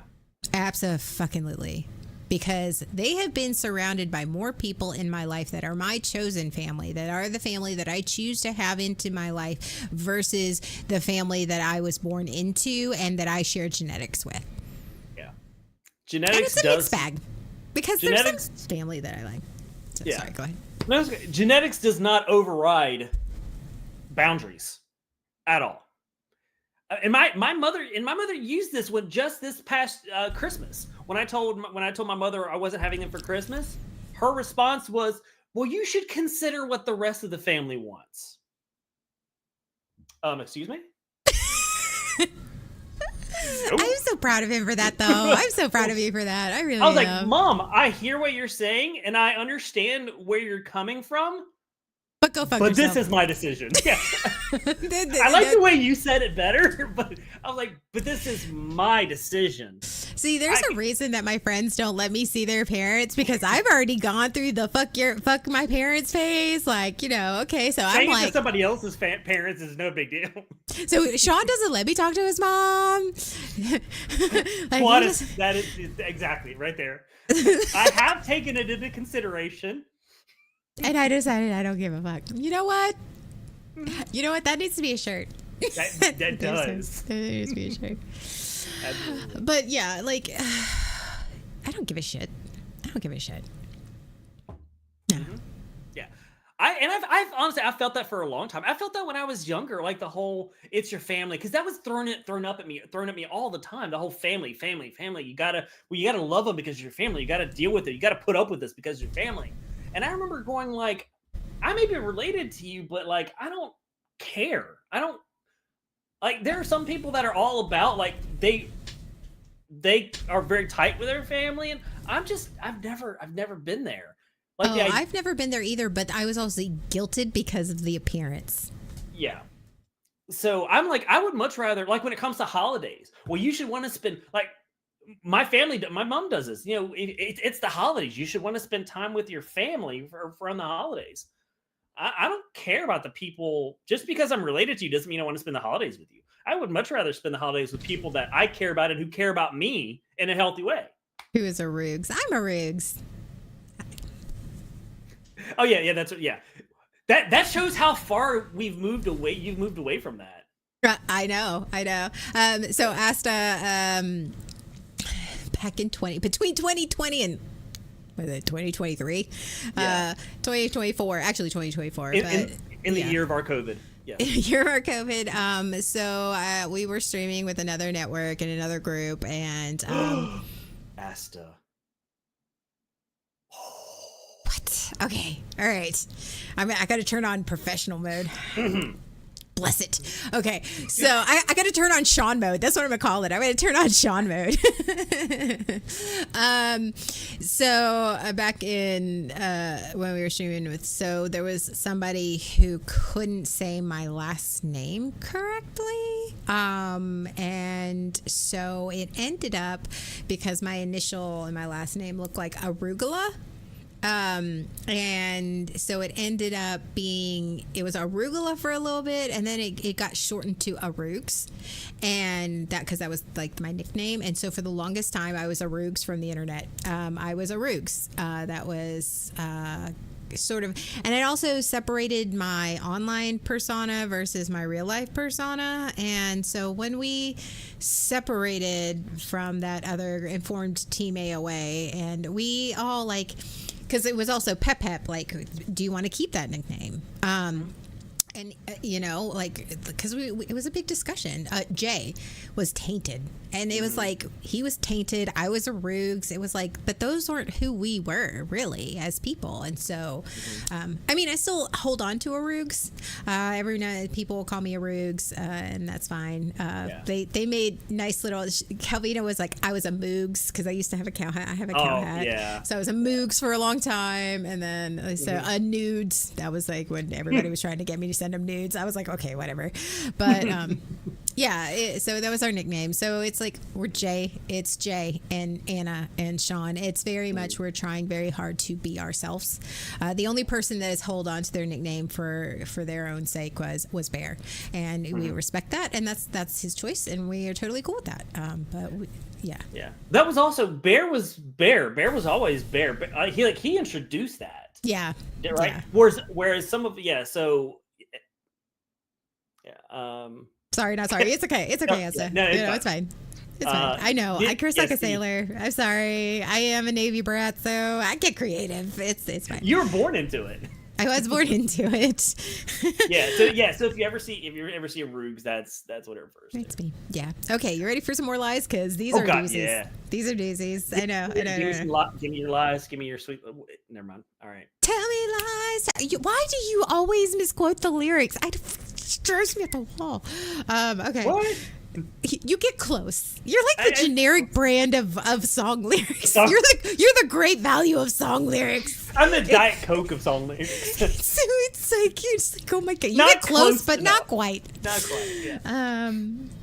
Get in shape. Big teddy bear lifts. I mean, sure. Yeah. Okay. Oh, they are using your channel points. There you go. Oh yeah. Press. There you go. Press the bear. Press. Wait, hold on. I need to do Arnold is hold on. There you go. Those are my favorite. Those are my favorite shoulder press. Oh look, it's a bear. It's a bear. It's a bear.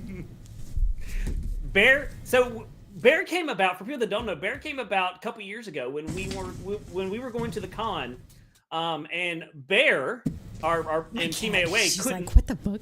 Yeah, Bear couldn't make it, and so we brought Bear in spirit. And we carried Bear around the entire con for the entire weekend. Yeah. And got pictures with everyone. It was on a quest. We were on a quest to unstuff Bear. It was good. It's a good time. Yeah. That's awesome. Yeah. So actually, we're still doing that. Bear will still be with us. We are still doing that. Except I actually have like legit quests now, not just some random quests we come up with. It's pretty fun. Okay, so here's hold on. So Calvino says Nerd Mom Ace Shopify. Can I throw your?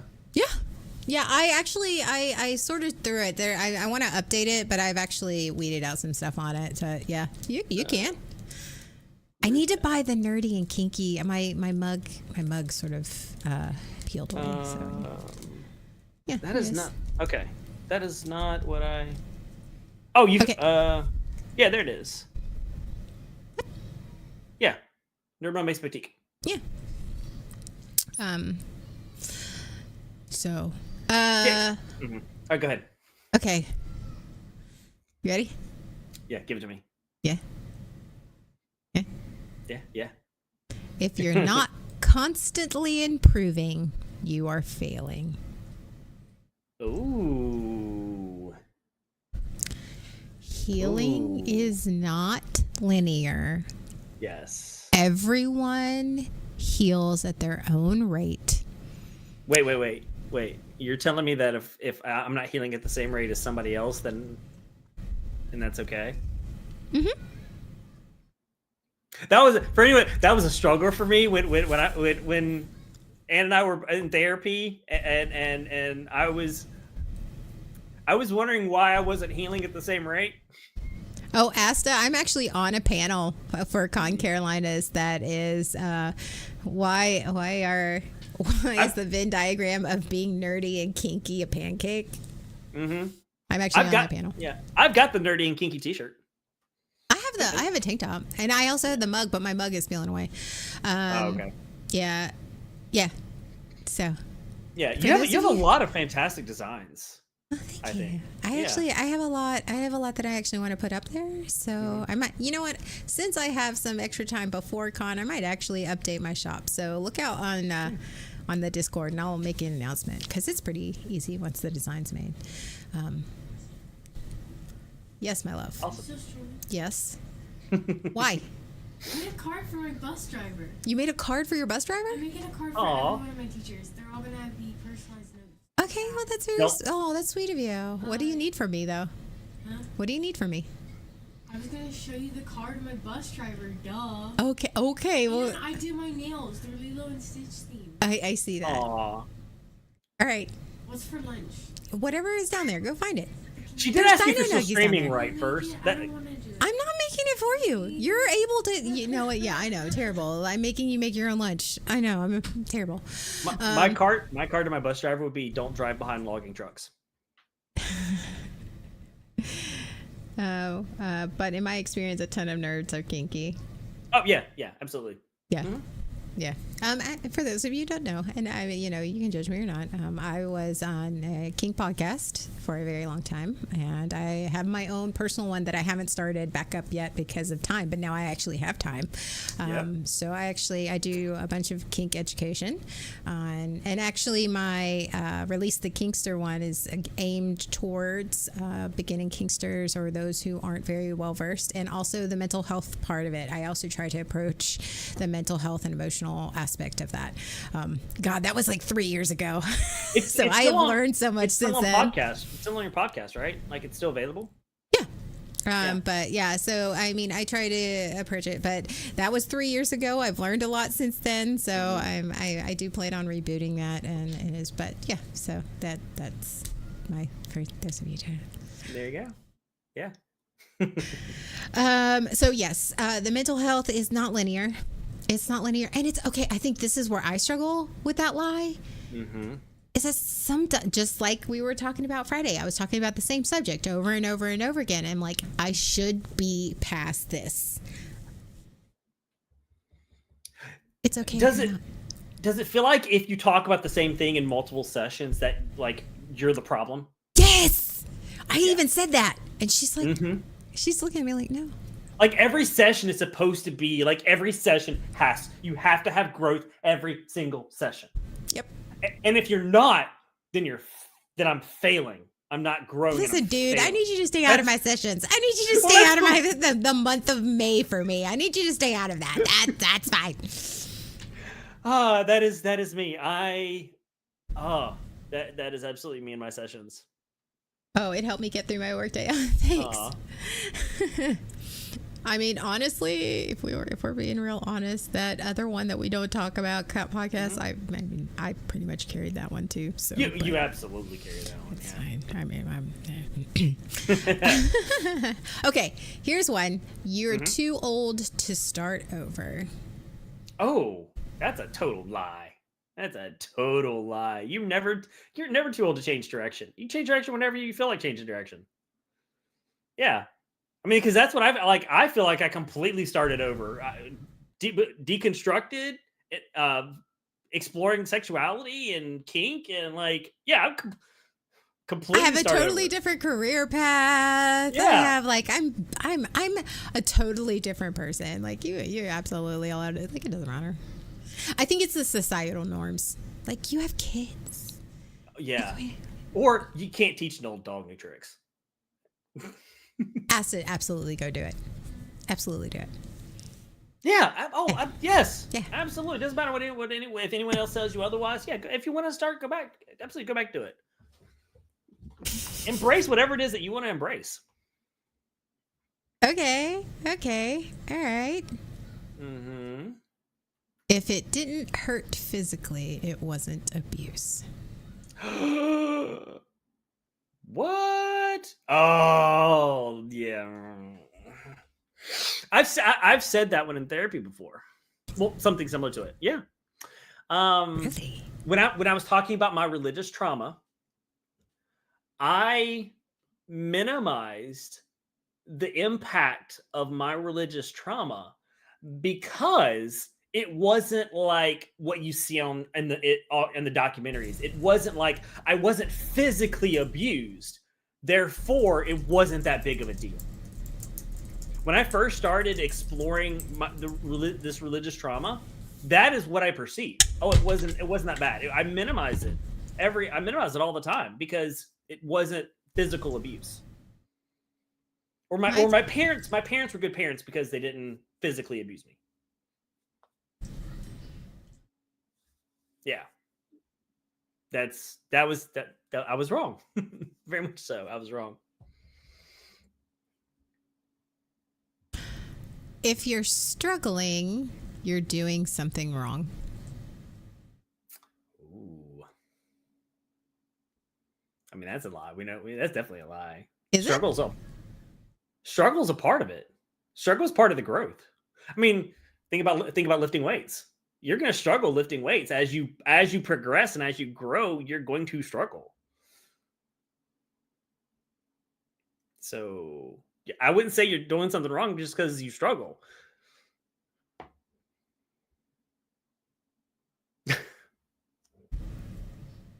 Yes, Yeah. non-physical is the worst. Eric, All right, Eric.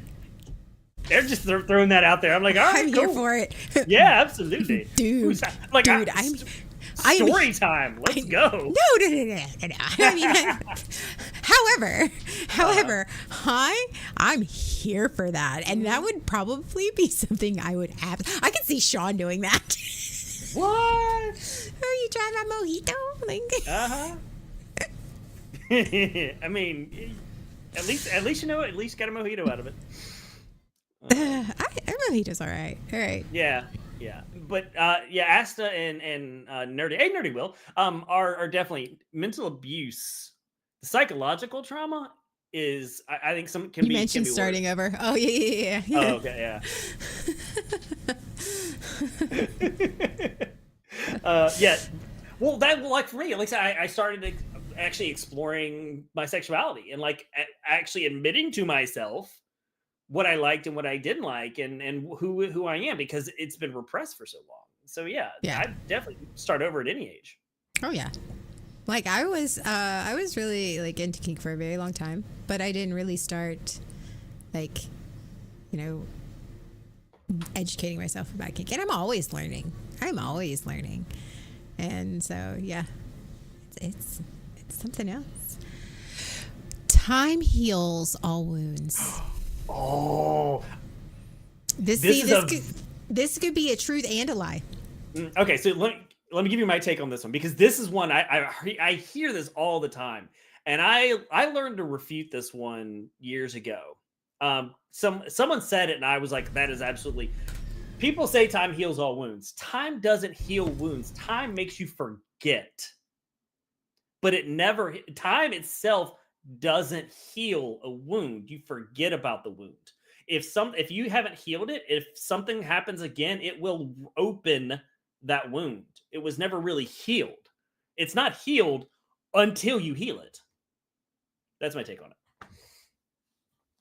I mean, I don't disagree. I think time, if you don't work on the wound, it'll stay open all the time. Yes, exactly. Which is exactly what, exactly, Asta. And I think that you guys are right. But I think that there is that time allows you rest. Because when the wound is fresh, you feel drained, just like any other like physical injury. Like sometimes you have to wait. Sometimes like even if you get a physical wound, sometimes the best thing to do is to wait until your body is healed a little bit more, or you've built up strength before addressing this or fixing the wound. So I don't think time heals it. I think that there's times and situations and traumas where sometimes you have to you can't deal with it right now. You have to let yourself get a little stronger, get into a mental place where you're able to heal the wound. And I think so that's, for me, it's a very much a lie and a truth.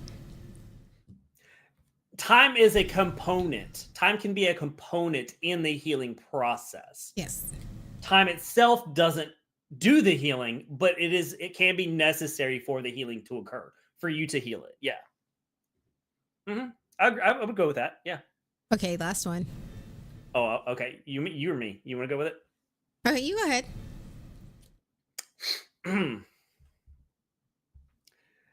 They need me, therefore they love me. Why do you have to end on that one? I was like, I haven't thrown it out there in a few minutes. Let me throw it out here. You right. I'm sorry. No, you're fine. No, you're fine. That one's been staring at me in the face for the last like 10 minutes. Oh, Say it again. I'm needed, therefore I'm loved. Or being needed is love. They love me because they need me. That is so, as a recovering codependent, that is such a hard one for me. My brain literally just went, nope, we're Yeah, done. nope, yeah. I've spent so much of my life conflating being needed and being loved. Actually, I've conflated lots of stuff with being loved. What? I'm just gonna be honest here. Yeah, I have rationalized. I so needed to be wanted to be loved that I was willing to rationalize just about anything as love. They showed me this, therefore, or they acted this way, therefore that means they love me. Oh yeah. And being needed is absolutely one of those. Oh yeah. I need you. Yes, I need you. If they need me, then they must love me. Right. If they need me, I am worthy. I am worthy to be loved because they need me. If I'm not needed, I'm not loved. What's my purpose if I'm not needed? That's one I struggle with. Yeah. Most of the time they need you to buy might be biased. And okay, so here's a truth and a lie. This is another one that's a truth and a lie, depending on your point of view and the situation. It's very situational for me. Because I have people in my life that I feel is very like without them my life would feel very empty, and it was like, and there are times where I need them to be my anchor. I need them to be my support. I need them to be but I have built that up and I've trusted them. However, I can live without them if I had to. So but I don't know. It's just so. It's a slippery slope, I think. The difference between need and want. I think that could be someone needing you or wanting you, or someone asking you to help or being vulnerable. I think that's a component. That can be a component within when you love someone. These things can happen. But the flip side doesn't necessarily mean the same. Being needed doesn't mean you're loved.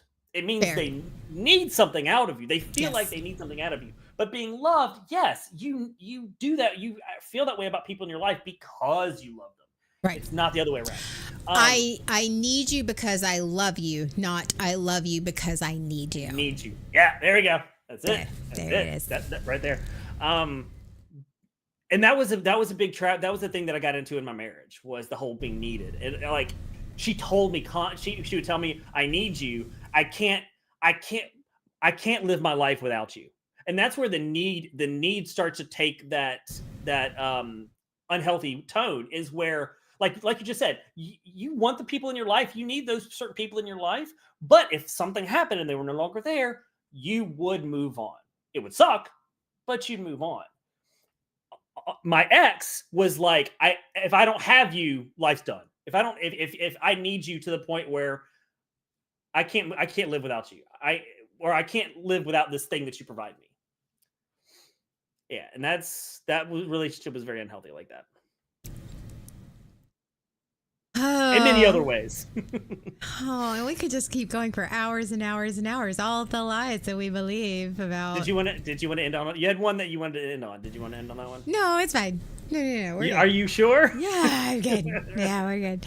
Okay. But in summation, another ending all this. As you can tell, for the past 2 hours, and yes, it's been 2 hours. As you can tell, I know. As you can tell, like, there's just a lot There's a lot that we have been told, either by other people, our caregivers, society, ourselves, lies that we have taken on to be truths. And it's really important. I know it's been really important for me to be able to sit back, and when we have those thoughts, one, to have a support system, but two, also be kind and compassionate to yourself, which is what I'm working on. When the lie that like comes up and the feelings that come along with that lie, because it's hard to heal from that. It is hard. You are, and I said this last week, and I've been saying this a lot in my therapy. You are basically literally rewriting the code in your head. And rewriting code is long. It's tedious. As Sean is a developer, he knows it's long. It's tedious. It's meticulous, and it takes time. And it's not linear. It's not linear, and it's a step by step. Like, you got to do one thing before you can get to another. And so, if the lie comes up, if a lie comes up, and you're like, I know that's a lie, but yet I still feel like it's the truth, that is still okay. Mm-hmm. That is okay. That's not meaning you're not doing the work, and you're not, which is something I'm constantly having to be told by my therapist, and I'm constantly telling myself. Just because I feel and I think the lie and I feel the feelings that go along with that, but I know that's not true, doesn't mean that I'm still not making progress. It just means that that's just a part of me that's still going to take some time to unweave, rewrite, and dispel. Yep. And we have all, for anybody who's been, everybody who's here, and y'all have participated. Y'all have participated this whole thing, which shows us that we're all here rowing in the same boat. Mm-hmm. Yep. That we have been lied to over and over and over and over and over again in whatever capacity it is, and we have somehow learned to believe the bullshit. Sorry, I'm not supposed to. Well, I think it was like 5 minutes, so you know. But we believe the garbage, and over time, we think the garbage is okay.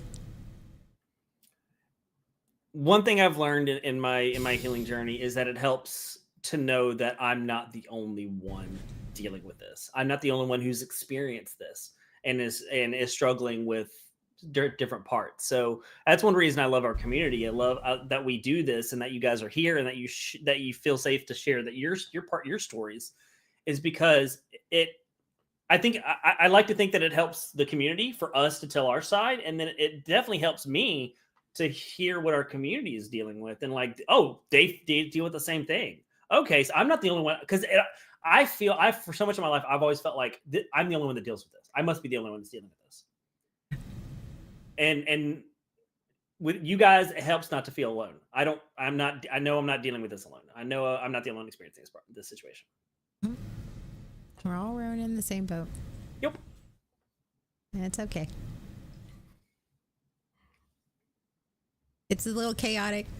Somebody's yelling "row" every 5 seconds, and nobody's listening because they're stroke. Like... that's because we're yelling "stroke" and then giggling. You know we would. Listen, Linda. Listen.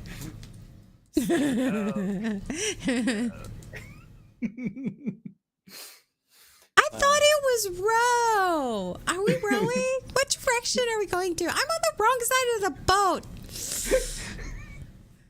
Why are we going in circles?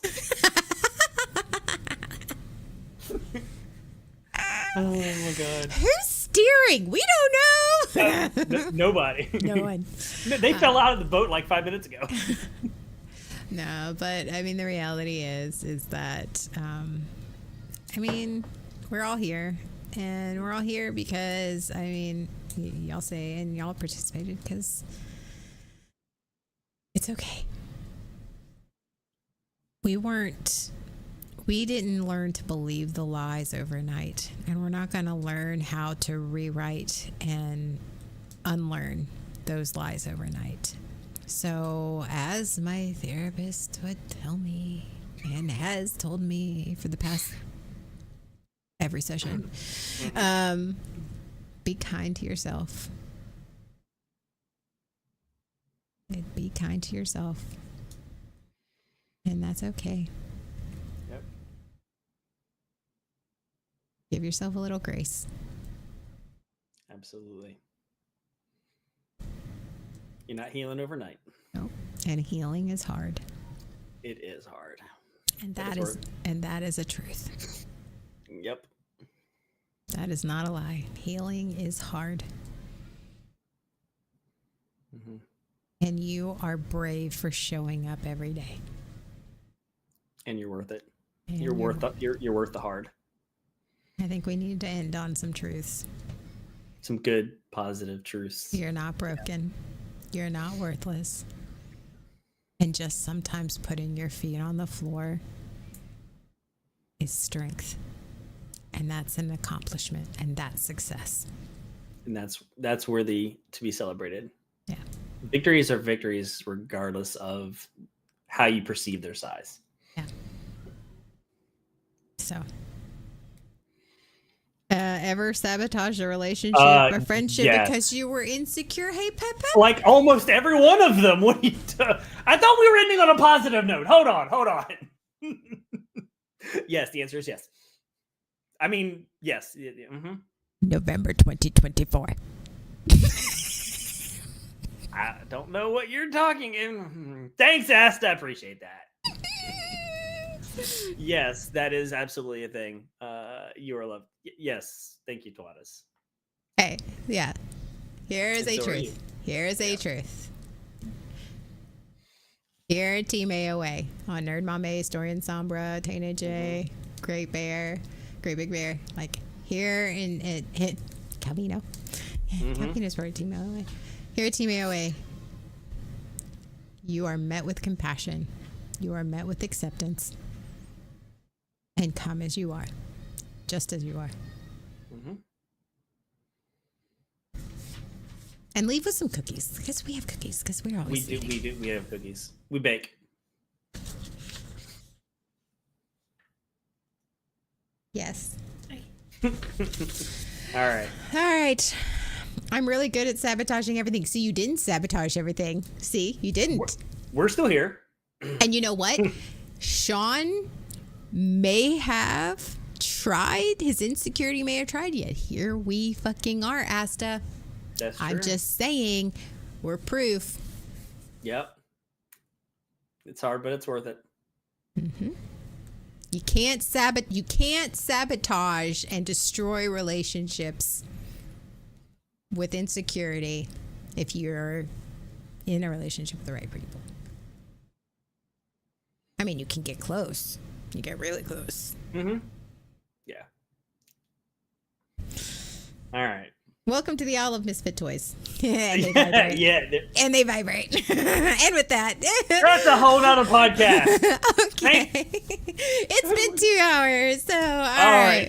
We got to get it. Southern goodbye. We're done. All right. Yes, we're done. We're done. All right. Well, Legos tonight, 6:30 Eastern. yes. Come hang out with me. Sean's Legos, Dorian Sombra. That's tonight. And then Tuesday, we're doing 3 Bards and a Dragon. And then Jay will not be streaming on Wednesday because he will be right here.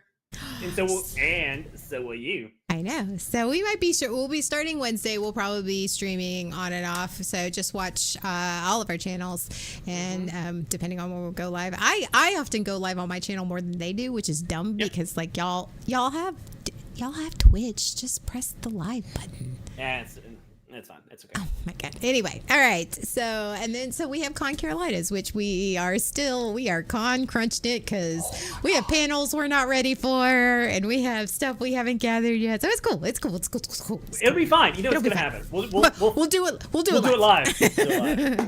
Right. Absolutely. All right. We love you guys, and show Dorian Sombra at Dorian Sombra tonight. Yeah. And we'll Link in the see chat. you later. Bye. Did you really just high five over me right No, now? we didn't. Okay, we're live. Hello. Last week, You don't even do that well from the front seat. Okay, And the bear's coming with the carpet spoon. That's a straight up PBR for the table. Yeah. I think it called. She ain't judging us at all. Did you really just high five over me right No, now? we didn't. And we're live. Hey. Hello. Last week, You don't even do